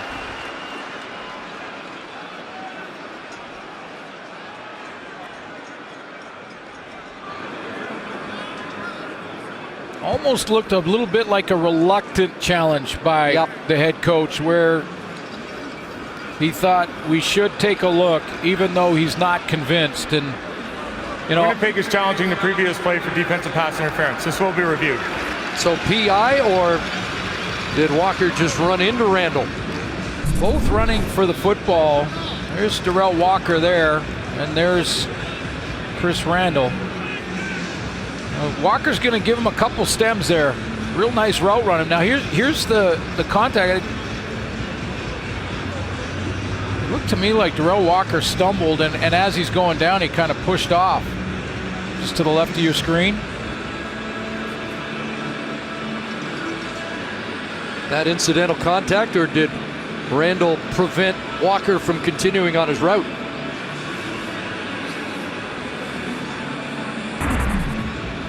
In a lot of these cases, and I think this is why Michael O'Shea was reluctant, it's almost, I don't know what the percentages are, but it's most of the time the call that's made on the field stands. There's just not enough evidence to completely overturn it.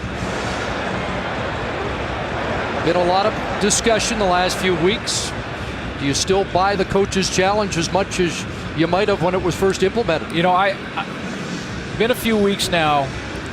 I like that it's offensive and defensive pass interference, but I really think that's where it should stop, right there.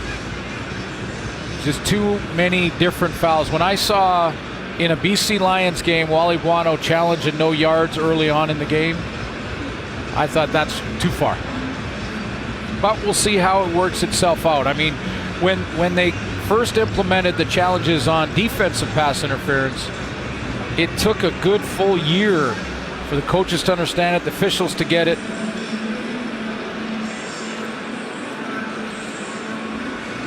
So I guess what? Reserve final judgment, but early on, I think offensive, defensive pass interference, and that's it. Asked Mike O'Shea about it. He was never really fully on board when it was first implemented, and when we asked him yesterday, he said that he believes in it now. And well, the Grey Cup showed us that after review, there is no defensive pass interference. This is an incomplete pass. And he likes it a lot better right now. At the 42-yard line, Edmonton. Well, it was a reluctant one, and it was a close one. And as I mentioned, normally it's not overturned, but that was my initial reaction, was that it looked a little bit like Darrell Walker was just stumbling and then kind of pushed off of Randall, and he went down. So there's a bit of a stumble there. I think Walker even got his feet tangled, so take that one off the board. So instead of a 30-yard play and a first down, it's 2nd and 10. Back at the Edmonton 42.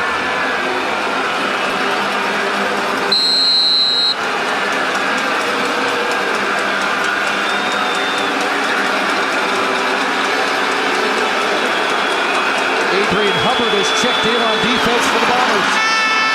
Riley with time, downfield for Bowman, and deflected away. C.J. Roberts got a hand on it.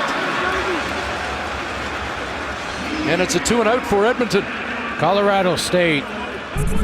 C.J. Roberts, 7 interceptions in his senior year. 2 of them went for touchdowns. He's getting comfortable at this level in this game, but that should have been a pick. If I'm Richie Hall, I might give him a minus on that one. Wow, you're tough.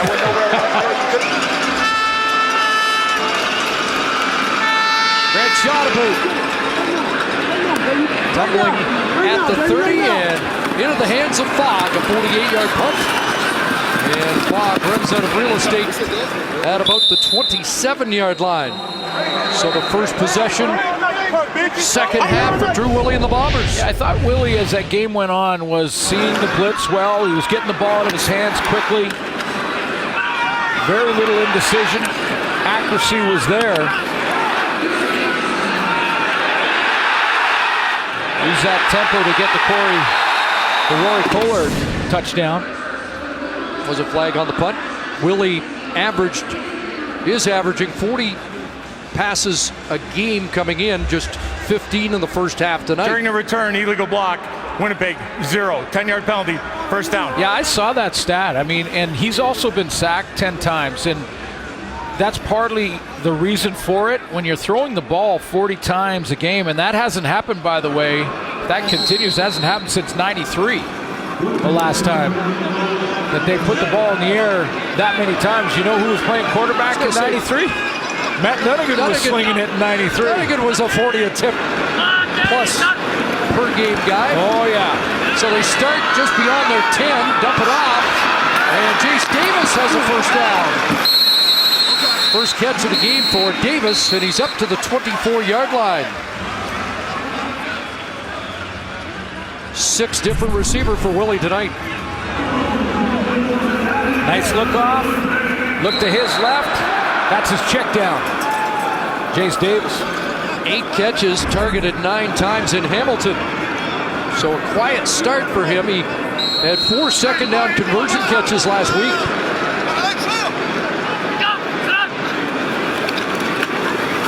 Time to throw deep.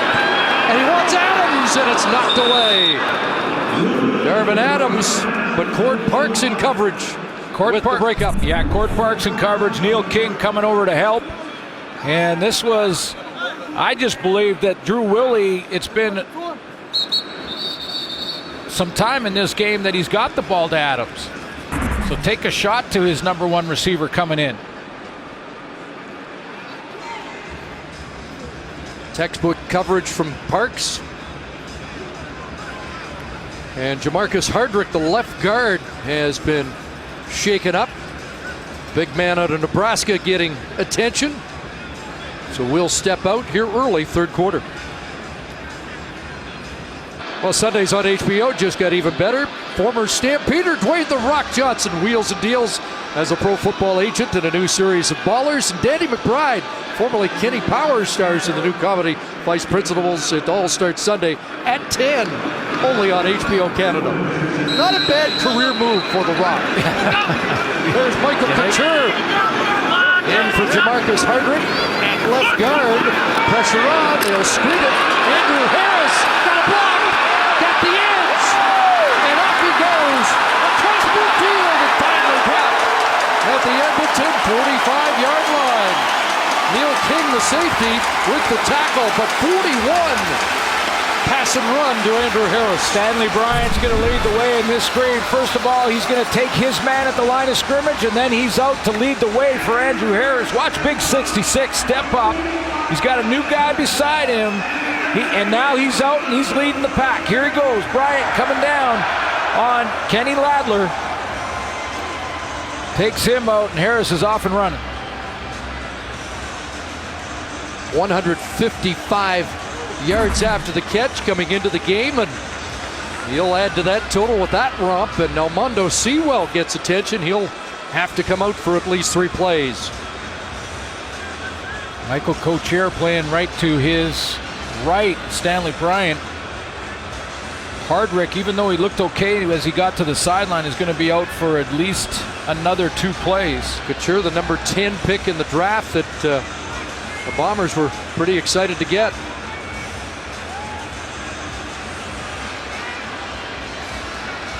And that O-line that's starting to grow up a little bit. Matthias Gosen with a big block as well. Check out 61. Coming back on Odell Willis. Good block there. That's 306 and 307 leading the way. Talking to Mike O'Shea yesterday, and he was really excited with the toughness that this offensive line showed, in particular Pat Neufeld at the end of the game in victory's formation when Ted Laurent took a shot at one of the offensive linemen, and Neufeld ragdolled a couple of Tiger Cats. He said, I got goosebumps just thinking about it. Here's Willie, takes off. And J.C. Sherritt there to stop that with a penalty in the Bomber backfield. Yeah, it's going to be a holding after we talked in a very positive way about that offensive line, but they are coming together. And in fact, I believe it was J.C. Sherritt who I saw the quote from today. Winnipeg, number 59, 10-yard penalty, remains first down. And Sherritt said, may have been the Edmonton Sun, that he felt that that was the biggest improvement Winnipeg has made when he watches them on film, that their offensive line has improved in a big, big way, and just a matter of time before this offense starts rolling because of it. So the kid out of SFU gets a flag, and it's down over, and Dion Lacey tosses Weston Dressler down. Dion Lacey's going to beat the block here because Stanley Bryant wants to get out and this time be the lead blocker for Weston Dressler, and Dion Lacey just beats him with speed to the spot. 5th tackle for Lacey on the night. Here he is here, and you're going to see number 66 again shoot out to try and get a block there, and Lacey just runs right past him. 2nd and 18. Willie looks downfield, got Dressler, but Watkins there to limit his gain. It's a 10-yard pickup. Interesting. And will be 3rd and 8. And do they send out Medlock to attempt a 50-yard plus field goal? Conventional wisdom here says kick it to the corner, but you've got, when you have Justin Medlock, you've got the long-range possibility. Although it bit them last week with Brandon Banks, as he's 1 for 3 from beyond the 50. Perfect tonight.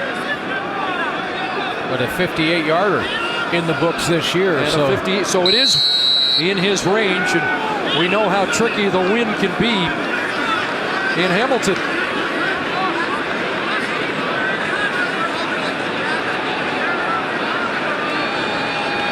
So lined up from 49 out of the hold of Weston Dressler. And Medlock has missed it. And it'll be Doe to bring it up. And he's brought down by Hubbard at the 10-yard line. That's great downfield cover by the Alabama product, but another miss from long range for Justin Medlock. Mike Riley back to work, down by 3 when we come back. Nicholson today with a blistering 63. Our coverage begins 4 a.m. Eastern, 1 a.m. Pacific. TSN 3, 4, and 5. That's just a late night for my other partner, Ray Ferraro, on the West Coast.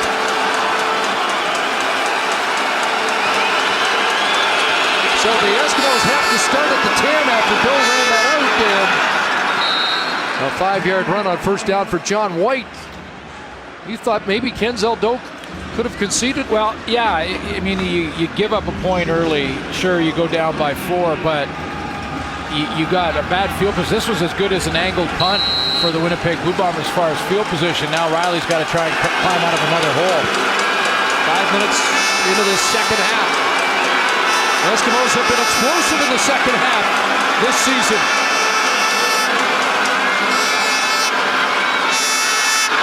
Riley throws, and the connection made again. Darius Bowman dropped the ball, but got back on it, and he's over 100 yards for the third time in 4 starts this year. Julian Posey is finding his way in the league, but this is quite the matchup he's faced with tonight. Darius Bowman, Edmonton's leading receiver. He plays this pretty well. He covers them almost as well as you can, but that route running tough to stay close. 18 for Bowman, 117 on the night. First down up at the 33, and Riley out of the pocket. And he'll take off, running for the sidelines, and Mo Leggett makes him pay a little bit as he brings him down at the 43. That's exactly what that was. Mo Leggett could have just pushed him out of bounds or let him run out of bounds, but it's one more shot on the quarterback, and every defender is trying to get one more shot on the quarterback, because if it's while he's running or if it's in his pocket, it doesn't matter. It may wear him down, and then it's one bad decision, one poor throw later in the game that you get the dividends from it. But that's exactly what Mo Leggett did. They got a chance to tackle him and make one more hit on the quarterback. What a game last week. Wow. 5 tackles, 2 interceptions. Leads the league in that department. A sack. Riley checking out this measurement. And that's the hustle of Leggett to make it a third down play.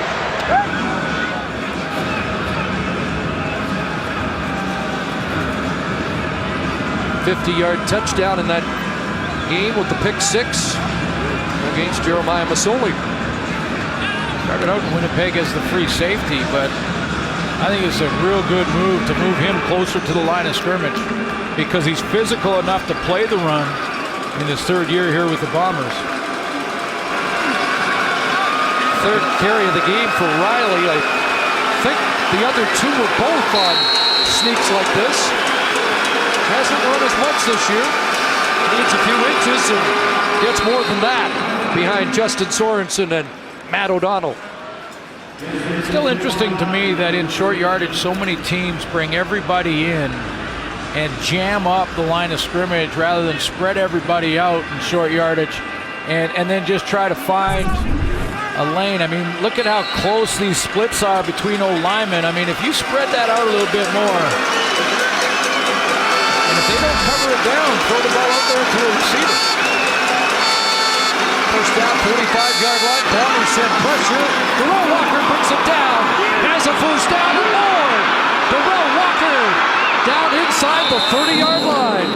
And the other big weapon in this Eskimo arsenal has a big play. First of all, he shows just how strong his hands are.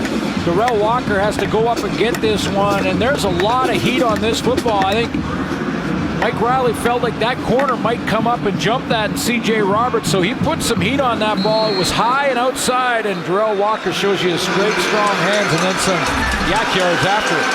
36 for Walker, his 3rd 30-plus catch of the year. Eskimos in business. John White takes the handoff, but not going very far, as the play's made by Jake Thomas.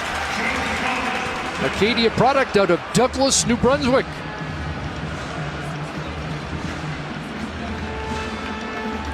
And John White a little slow to get up and chugs the legs to make sure everything is still okay. Yeah, did his inventory. Ankles, good. Knees, yep. Feel okay. Okay, calves, yep. Okay, let's go. Achilles. Achilles, yeah. A loss of 1, 2nd and 11. Here come the Bombers. Riley stands in. Protection. And now dumps it off. Flag down and White's on his way. John White sliced down at about the 19-yard line, right at the first down stick. Let's find out what the flag was. It was in the secondary, and it's going against Winnipeg. Yeah, I think this play is going to stand, and it's the John White play from start to finish. His block in pass protection, unbelievable. And then after the block, when his quarterback got in trouble, presents a target, takes off, and picks up good yardage. I mean, he did it all on that last play. Illegal contact on a receiver, Winnipeg number 8. Penalties declined. This play resulted in enough for a first down, Edmonton. So Randall the call, but they decline and take the first down gain. Watch number 30, and this is a part of the game that he absolutely loves. Bam, right there. Big block. Then he releases out when Riley gets in trouble, and he's the check down man. I'll see you. Back into the red zone for the third time tonight. 1 for 2. Play action. More time. Kuhorn can't dig it out of off the shoe tops with that low delivery. There's C.J. Roberts back in coverage for Winnipeg. So John White, in that last sequence, he had to get up and do that inventory, get ready to go. Okay, I feel okay. My knees are good. And I'm going to just go throw a block and get a first down on this next snap. 5'8", 185. But boy, does he play bigger than that, doesn't he? Oh, he loves the contact. Ninth play. Up the drive. 2nd and 10. Here comes Heat. Riley hit. Ball loose. And who's got it? Looks like the Eskimos get it back. I think Tony Washington hung on and maintained possession. The big left tackle.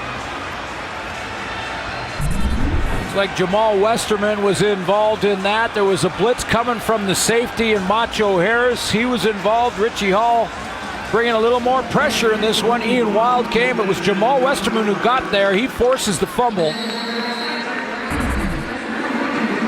Harris may have got a hand on it too, and White has to come out, and it turns out to be a longer attempt than expected at 39 yards out.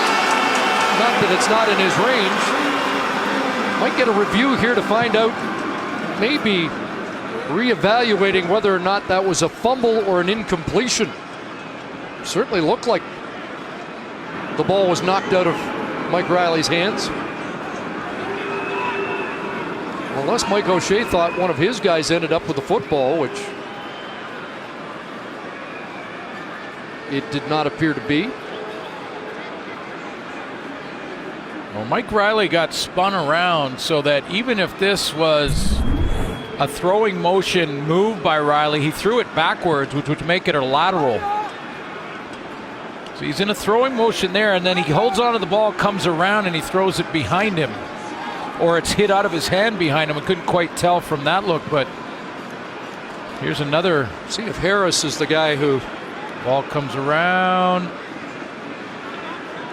I think it is Macho Harris that got the left hand on it.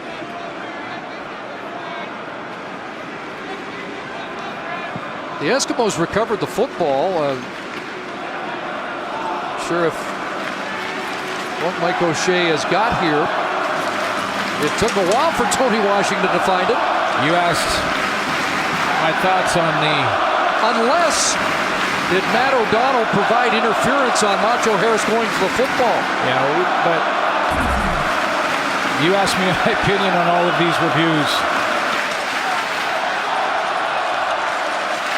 But if Harris is denied access to the football, it might be Winnipeg ball, no? Well, we could Winnipeg had attempted to challenge a play that is not challengeable. Therefore, they're being charged with delay of game. That is a 10-yard penalty, and it will remain 3rd down. Michael O'Shea tried to challenge something that he couldn't. Maybe that's what he was looking for. And to find out after the game what might have been. Penalty not as costly. It does make Sean White's work a little easier. Well, and that's in the rules. If a coach challenges something that's not challengeable or challenges a call when he doesn't have a challenge left or a timeout, then he gets assessed a penalty for delay of game.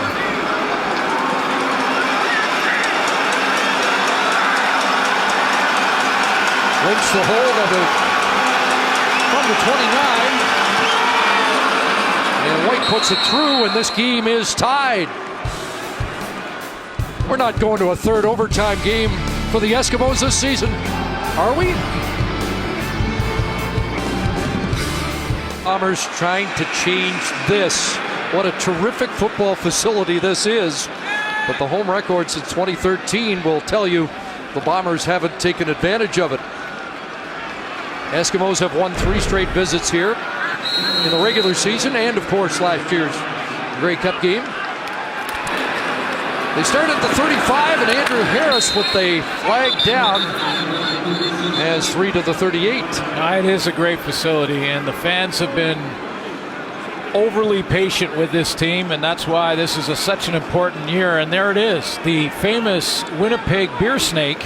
It's got the beer snake and Abi Holding, Khan's Winnipeg, shawarma. number 66, 10-yard penalty, remains first down.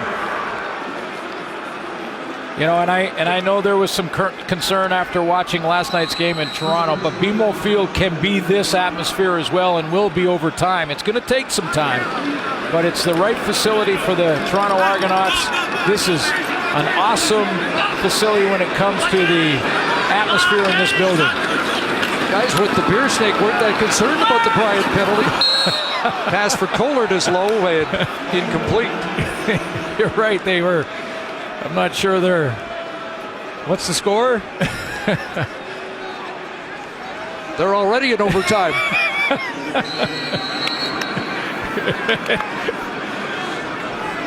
We've only won 7 home games since 2013. They said, bring on more reviews. We can go back to the bar. 2nd and 20. Willie looks downfield, and now Collard underneath. Marcel Young tracked him well and stops him at the 30, and the Bombers will have to punt. Not much he could do there. Well played on defense by the Edmonton Eskimos that have played better this week than the first 2 weeks. Rory Collard had a touchdown early in the game, but Mike Benavides' crew is right now holding them to 13 points and big step up, isn't it? Yeah, big improvement. Line drive, punt by Medlock, and Doe through the first wave and the second, and into Winnipeg territory, finally dropped at the 45-yard line. Well, it was a nightmare for Joe McKnight last week. Kenzel Doe replacing him, and a big punt return there. Monster Matt Dunnigan passing game, 713 yards, over 300 to Alfred Jackson in the game. Jackson had 4 touchdowns. What a night it was for Dunnigan and the Bombers. And with more, let's join Sarah Orlesky. Chris, when you think about it, absolutely mind-boggling 731 passing yards. I spoke to Chris Walby today, who played on that offensive line for Matt Dunnigan. He said he remembers Dunnigan as being very confident in that game, having some of a strut going on, and that when he went to the huddle, he described it as Dunnigan's eyes looking like he had silver dollars in them. He just wanted to pass. And when I asked Dwayne Mandrusiak, the long-serving equipment manager of the Edmonton Eskimos, what he remembered about it, he laughed and said, I just remember that Dunnigan passed, and everything he threw, they seemed to catch. Ball came loose, and the Bombers get on the football here.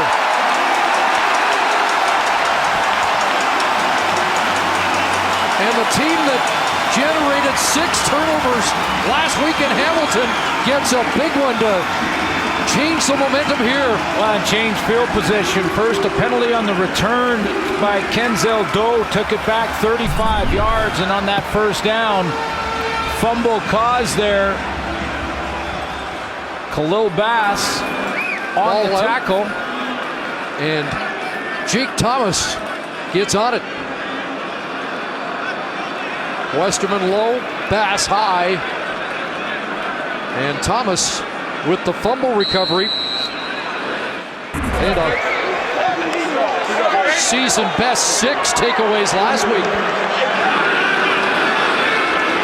10th takeaway on the year, that's tops of the league. And now Willie and the Bombers in scoring position. Pressure on. Marcus Howard in pursuit. The flag comes out. Willie down to the 25, and it looked like Howard was closing ground and then got held.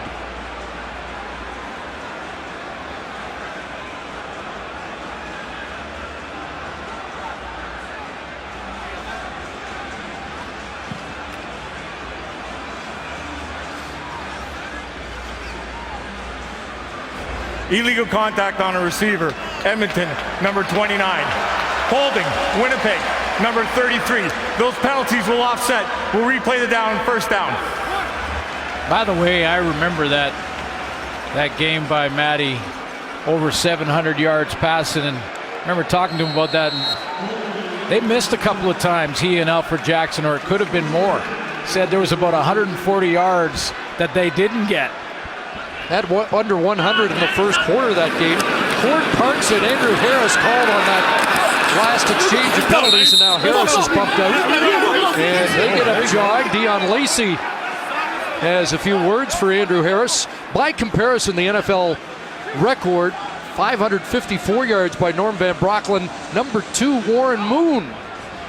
But Matt Dunnigan in a different stratosphere at over 700. 700 yards in a game.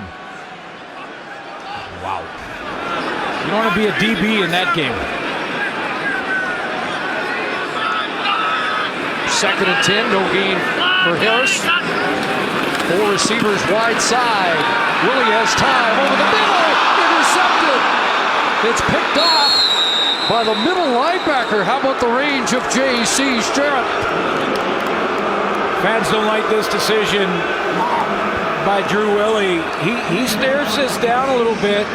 He may have been trying to hold J.C. Sherritt over the middle for a split second, but he didn't do it long enough. Watch Willie. J.C. Sherritt's in the middle of your screen right here, and he's going to drop back, but watch Willie take a look at him, try and hold him in the middle. See, he's holding him there in the middle, and now he wants to get outside, but he flips his eyes over to Darvin Adams a little too soon, and that's exactly where J.C. Sherritt flows to the football.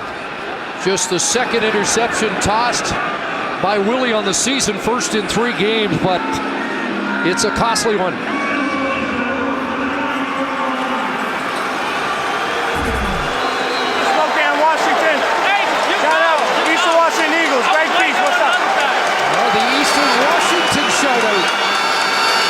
No shortage of graduates of that school here.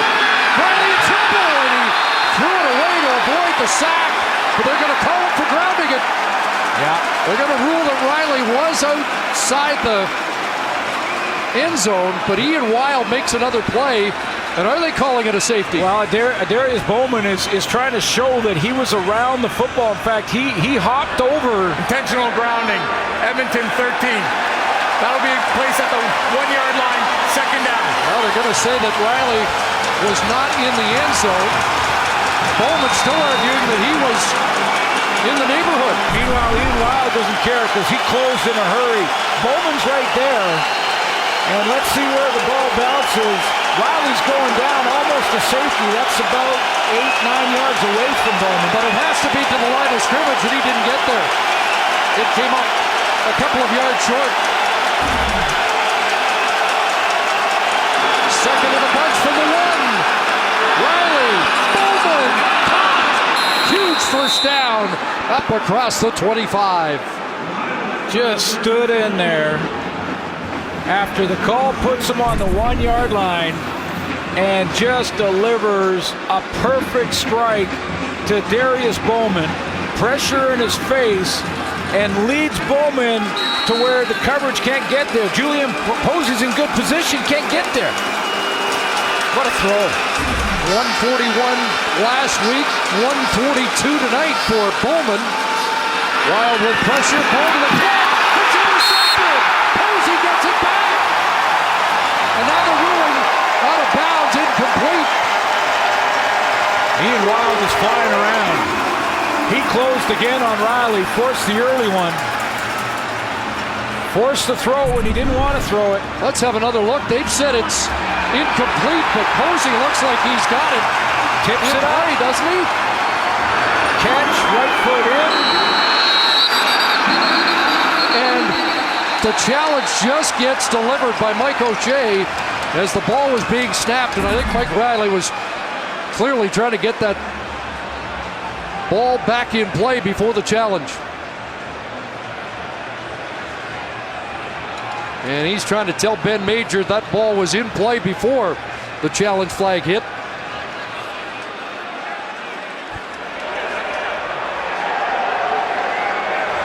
Winnipeg is challenging the previous play of an incomplete pass, feeling that they didn't intercept the ball. This will be reviewed.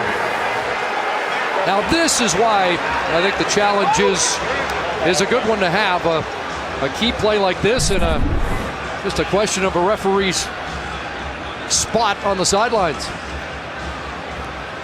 Yeah, well, there's no question. I mean, the ability to challenge inbounds or outbounds, catch and no catch, all that has to stay.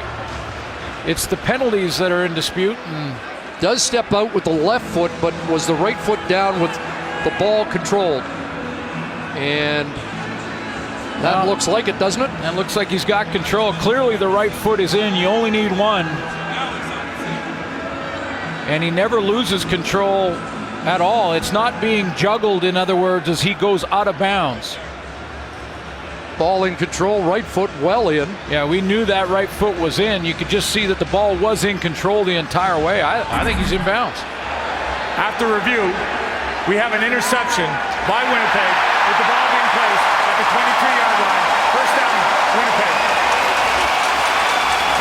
But Posey's got his first interception, and it is an enormous one to get the ball right back. That's why they like the Ohio product. It's been a tough night for Posey in some ways, not because he's been out of position or made mistakes, but because he's been playing at Darius Bowman. And even though he's had tight coverage, Bowman's made some big plays on him. That was Posey's turn to come up with one. That's what good pros do. So Willie tossed his second interception, and Riley his second in succession.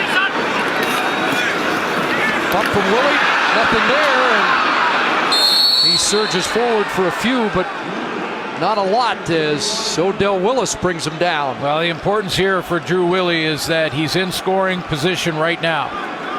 So keep that in mind, whatever play is called here and however you want to make that throw down the field. You're in scoring position in a real tight tie football game, low-scoring football game. Every point matters. 2nd and 8. Eskimos send pressure. Willie stands in, and pass intended for Dressler incomplete. Watkins, they're in coverage. Chris, I think Willie thought just that. You know, after the interception to J.C. Sherritt, Paul LaPolice called that in route, and he saw Weston Dressler, but with Pat Watkins closing that quickly, I think Willie just put it down in his feet. If he makes a spectacular one, fine, but if not, it's incomplete and not picked again.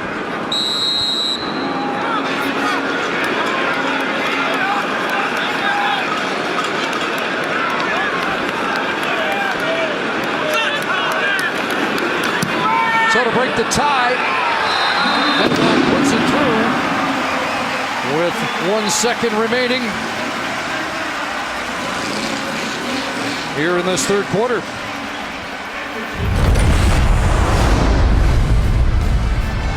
Time to make some plays today.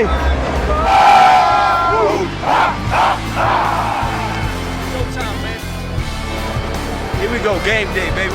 Start aggressive, finish everything we do. All right, here we go. Bring them up. Just a reminder, CFL Thursday comes your way on Wednesday, 12:30 a.m., 9:30 p.m. Pacific time on TSN 4. Some of the behind the scenes and on the sideline sounds of CFL action. Darrell Walker with that short swing pass, and that's the final play of the third quarter. Just 3 points separate the Bombers, looking for their first home win from the Eskimos, looking for their first road win in the friendly confines of Investors Group Field.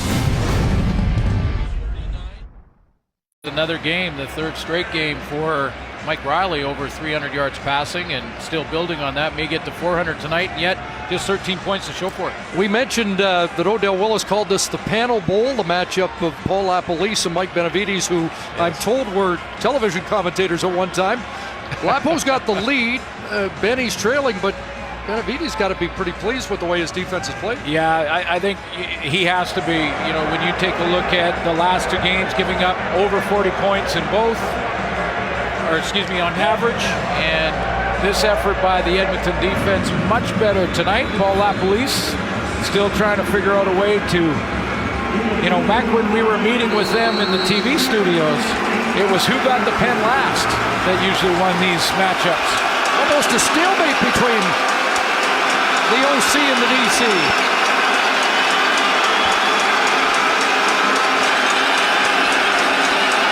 Mike Riley on second down. Looking downfield. Walker's got it. In behind. C.J. Roberts. Darrell Walker. Touchdown. Flag on the play at midfield. Let's wait. 73 yards from Riley to Walker. Illegal contact on a receiver, Winnipeg, number 17. That penalty's declined. Play results in a touchdown. Fought through illegal contact on the coverage, and Darrell Walker gets it done downtown. Again, a difficult catch that Darrell Walker comes up with. This ball's thrown over the shoulder, and he has trouble with it, trying to get his hands in position. But then he does, gets it over the shoulder, and goodbye. First touchdown of the year for Walker, his biggest play of the season. And Mike Riley at 412 yards, already a season best in the CFL. Eclipsing the 398 put on the board by Trevor Harris last night. C.J. Roberts, who was called with the illegal contact. There's Darrell Walker, and we'll just take a look at the route here from the beginning. Walker just coming out of his stance. He's going to hit that post right there. Little contact there. If that's illegal contact, I don't know what the rule is. And here he goes.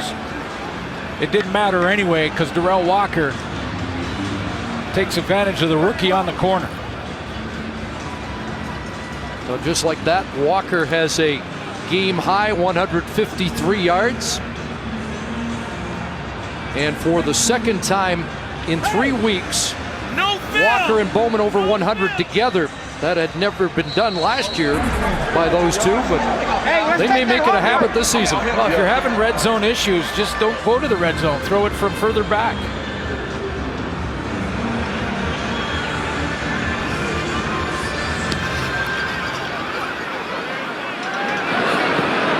Ball on a hop for Kevin Fogg.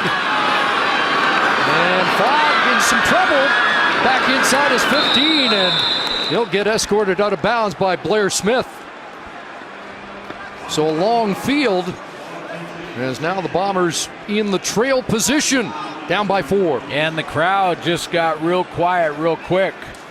I mean, the Winnipeg faithful here were getting pretty fired up about the lead, the fact that they had just taken the lead off the turnover by the Winnipeg defense, and that long play to Darrell Walker's got them back in their seats. Quiet.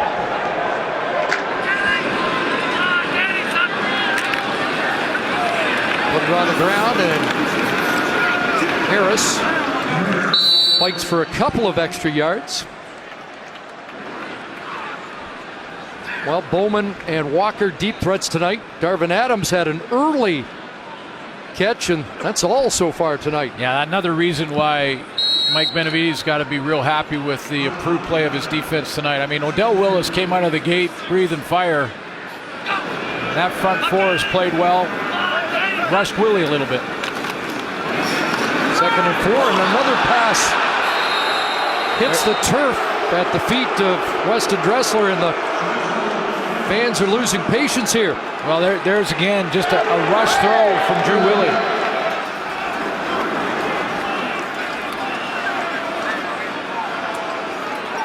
Two and out for Winnipeg. Their second of the night.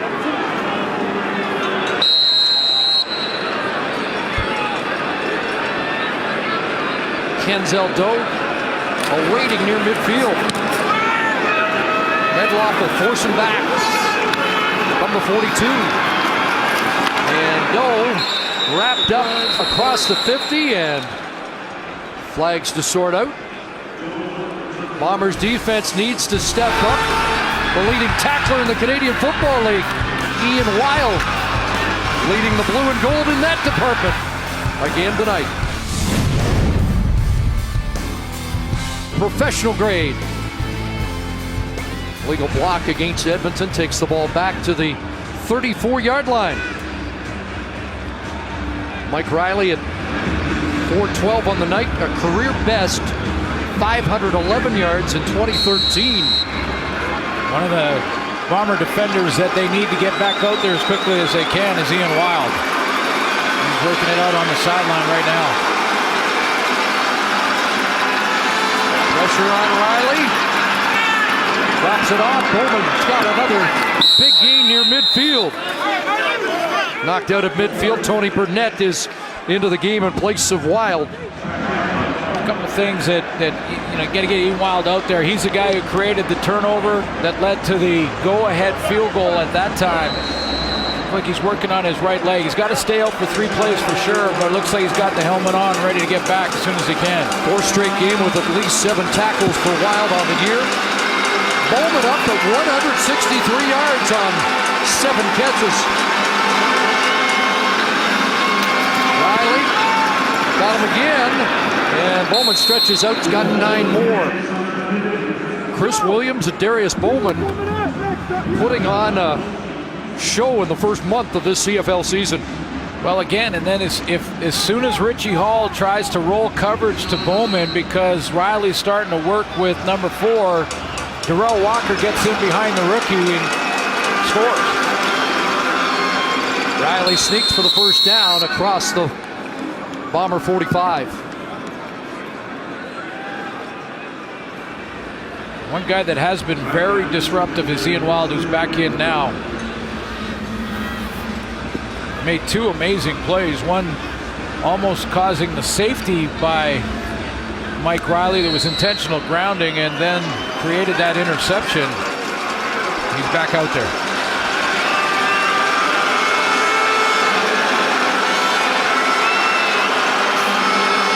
Bombers send pressure. Riley down the sidelines, and Walker can't make the catch. Coming back to the football. Throw behind against Chris Randall. Boy, Darrell Walker has strong hands, and he wants that one back. He knows that the deliberate throw behind, so that he puts the brakes on, comes back, the defensive back doesn't have it, just slip through. He's caught the high ones, missed that low one.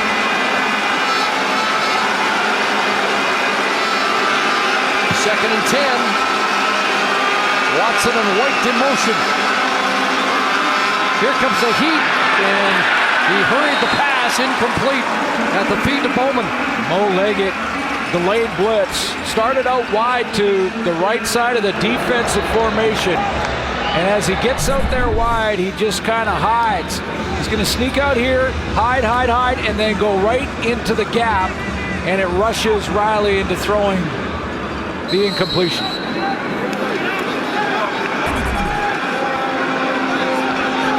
So Grant shot a punt. Will be looking for the corner here.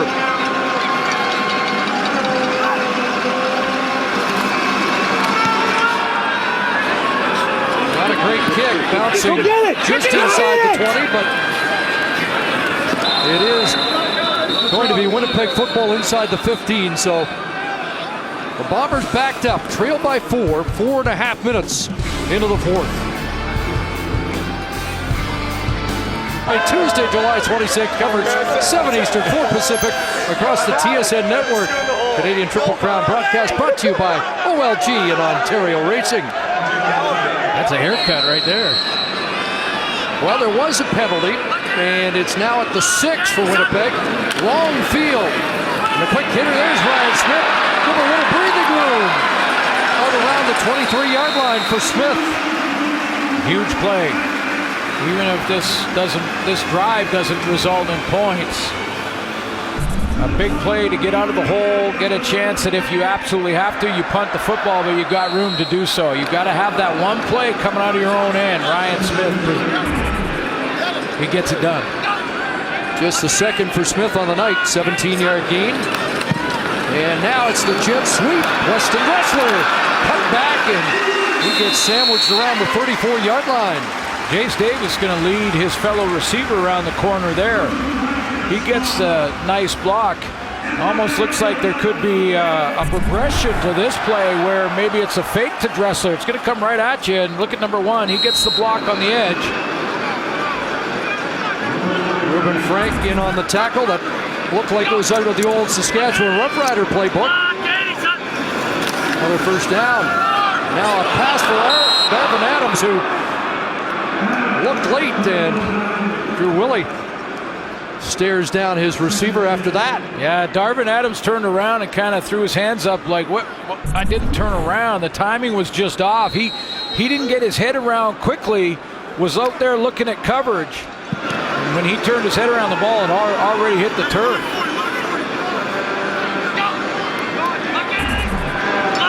Second and 10. Pocket collapsing, and Willie down, and Odell Willis has his first sack of the year, the 72nd of his career. He's on the board.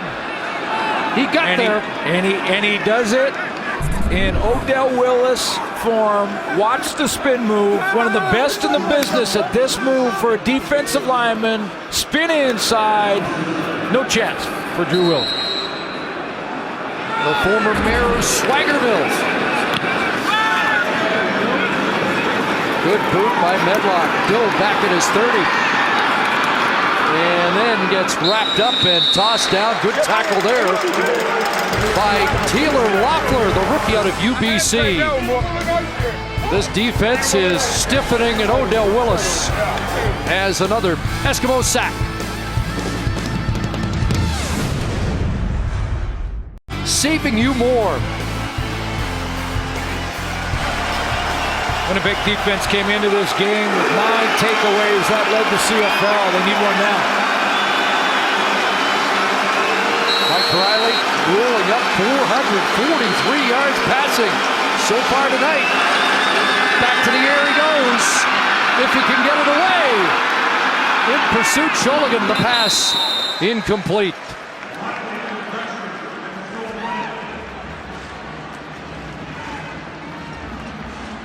Ian Wild in pursuit, back out there again. Well, the check down man was John White. He covered him, and this is the 2 guys that they've got to try and shut down this final half a quarter. Boy, that's somewhat I don't know if you can. I don't know if you can.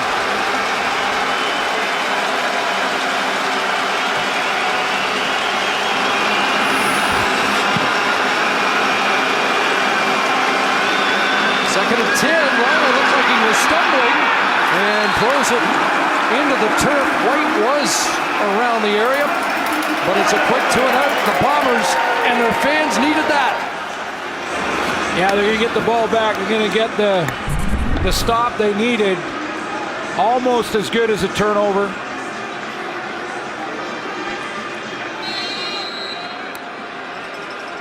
Little twist and stunt up front.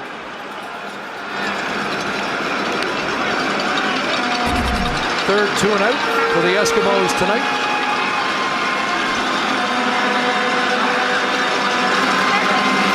Here's Shaw. And Fogg is pushed back inside his 25. Here's Kevin Fogg. And good return again. Mike Miller brings him down at the 39-yard line. Another flag back at the line of scrimmage.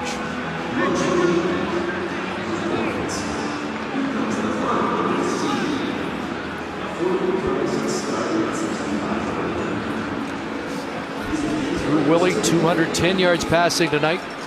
Less than half the Riley total. And walking back because of this penalty. Long flight holding. Winnipeg, number 37, 10-yard penalty. First down. Christophe Normand.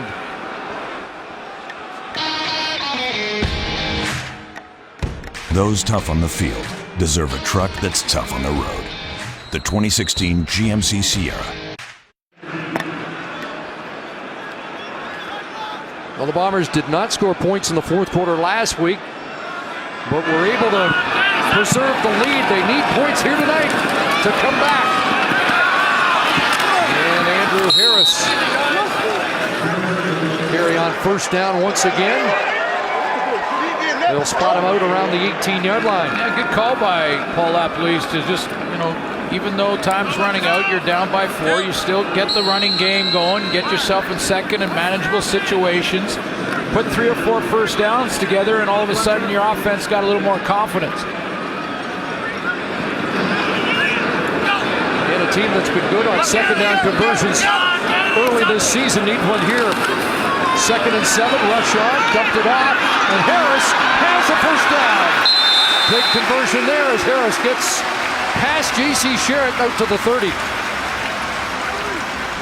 Great awareness here from Willie, too, to when he went to scramble, I think he was looking to run, and then he realized he remembered quickly that he had Andrew Harris as his check down guy and just gives it to him.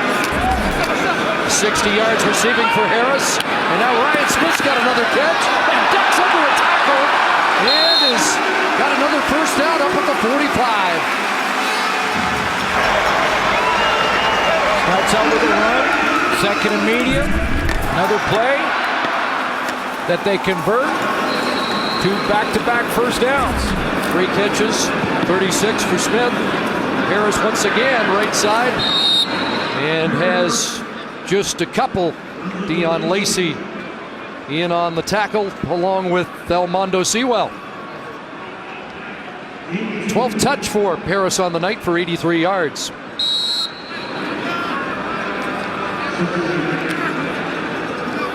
But the rush yards have been given up grudgingly, just 23 on 9 carries. 2nd and 8. Harris releases. Pass to Adams is caught, but it'll be short of the first down. Taken down by the newcomer in that secondary, Tyler Thornton, in his first CFL game for the Eskimos. Yeah, Thornton comes over quickly. Talked to Mike Benavides about him before the game. He said he's been here a couple of days, so it's been a crash course. Makes a key play there on 2nd down. Yet not an unsuccessful drive for the Bombers as they got field position. Tip the field position into midfield, and now Medlock booting it down to the 15.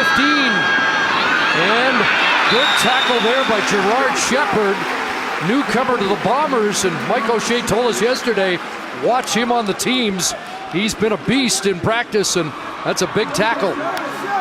Now can they cover down Darius Bowman and Darrell Walker? And remember, just before the end of the first half, saw Corey Watson get involved in this offense too, but whomever it is that he's throwing to, Mike Riley is on a roll and has been going back to last year, and tonight tops them all with 443 so far. I got a question for you, partner. The Eskimo receiving corps or the Red Blacks receiving corps? Yikes.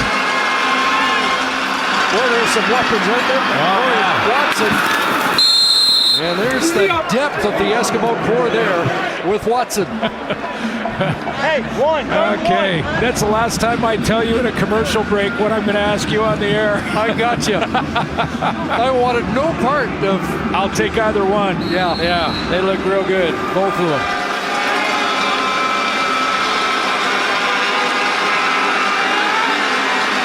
Second and short.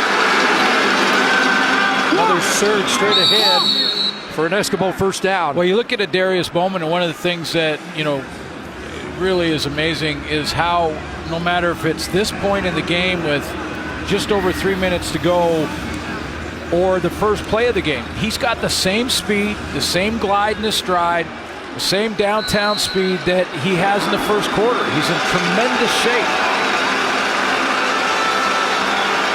Takes a couple of breaths there and watch him go when the ball is snapped.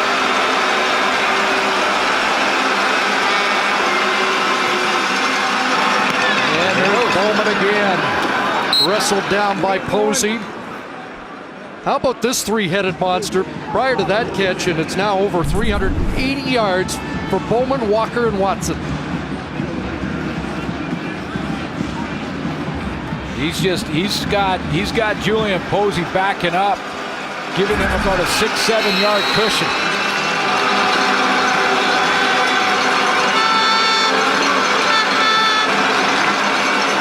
Taking the clock down. This will be the final play before the 3-minute warning. a slide off the left side and should have enough. Not much extra, but Riley moving the chains and trying to keep the football away from the home team. Under 3 minutes to go. Eskimos with the lead and the ball. 31st birthday and another enormous night. 9 catches, 181 yards. That's just over a 20-yard average. Defensive backs start backing up and giving him a room. He's catching it underneath. If they get too close, he runs right on by him. Over 7,000 yards in his career tonight, and not even barely breathing hard. Yeah, getting on his way to 8K. Eskimos had the ball, first down, and a pitch to White as they stay on the ground, and White doesn't get very far, but stays in bounds. Yeah. And now, do the Eskimos throw the football on what would be a passing situation?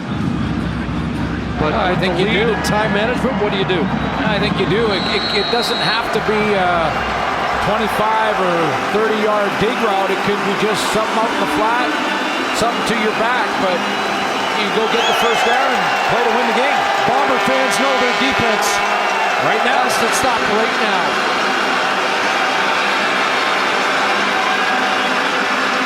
Fake the pitch. Swings it to Bowman. And Bowman's going to come up short of the first down. So the Bombers get the stop they needed. Kevin Fogg came across to help contain number 4. Mo Leggett makes the play here because the key on this little throw to the outside to Bowman is to get him turned back into where the pursuit is coming. And if Mo Leggett doesn't shoot that gap and get outside and make Bowman turn in, he doesn't get the tackle, Chris, but he's got to get outside or Bowman gets the first down. Bowman with 10 catches, but the Bombers get the ball back, and they've got a chance to win this in the final minute or two. Pressure, they went after it.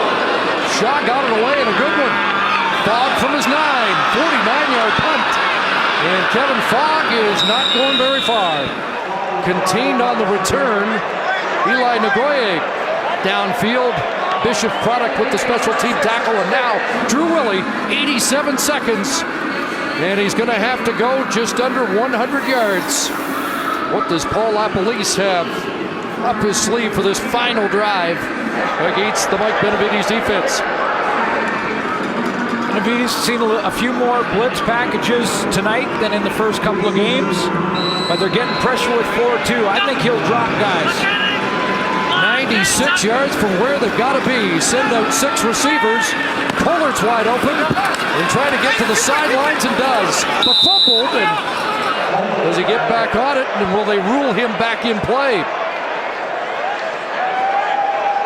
So the clock won't stop. But the Bombers. Well, he's not covering the ball the way you're supposed to. He did lose it, but recovered it himself. That'll cost them some seconds, though, as he didn't get out of bounds. Only a 3-yard gain.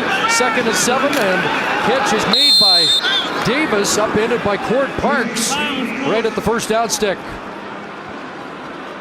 Drew Willie's just working that short open receiver, and that's what Benavides is doing right now. He's rushing forward, dropping the rest, making Willie throw it underneath. Tony! Trying to work the clock. J.C. Sherritt's backed up, 7-8 yards off the line. Not dropping 9 or 10 deep. They send 4. Actually, only 3 as they do drop off the lineman. And Harris runs for another first down. Still in the middle of the field, though, so that means the clock is running. Still running. He's got to be quick here, try and get a sideline route. Edmonton's trying to make some substitutions. Couple first downs. Hunt got to the sidelines.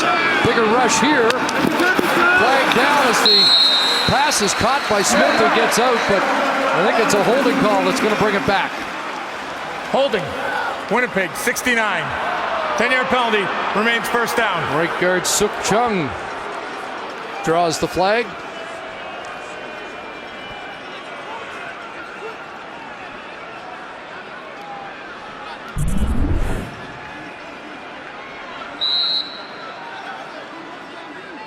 Dion Lacey. Willie steps up. He's going to have to take off. Got back close to the original line of scrimmage, but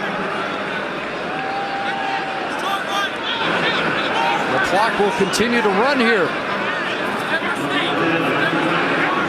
And it'll be second and 11 or 12. Longest pass plays of the night, 2 over 25 yards. 1 to Dressler, 1 to Harris. And now Davis, another catch, is going to set up third down. They're going to be third and 3 to 4 yards. Michael Shea is calling his timeout. Timeout's been called. Winnipeg.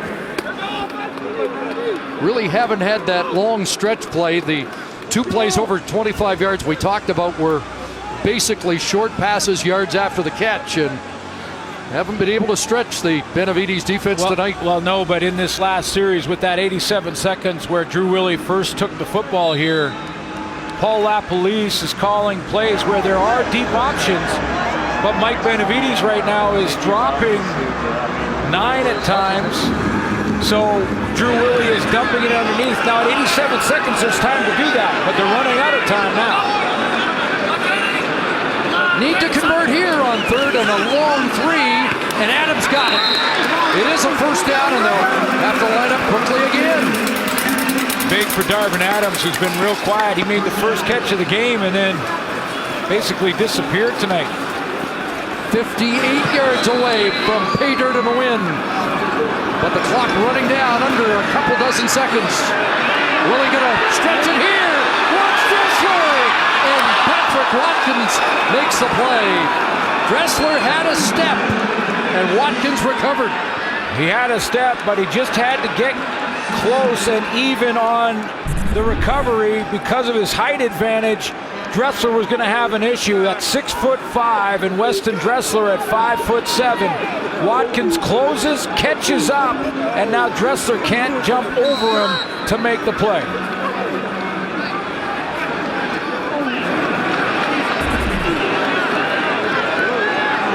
Second and 10. 5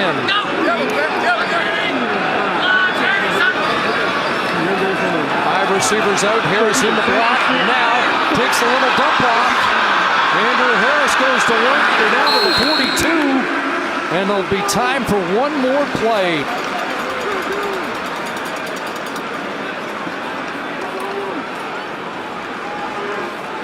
Willie needs to extend here and allow his receivers to get down to the goal line. Try and bounce outside the pocket and then launch it. Have to go to the end zone here. Willie downfield, jump ball, picked off.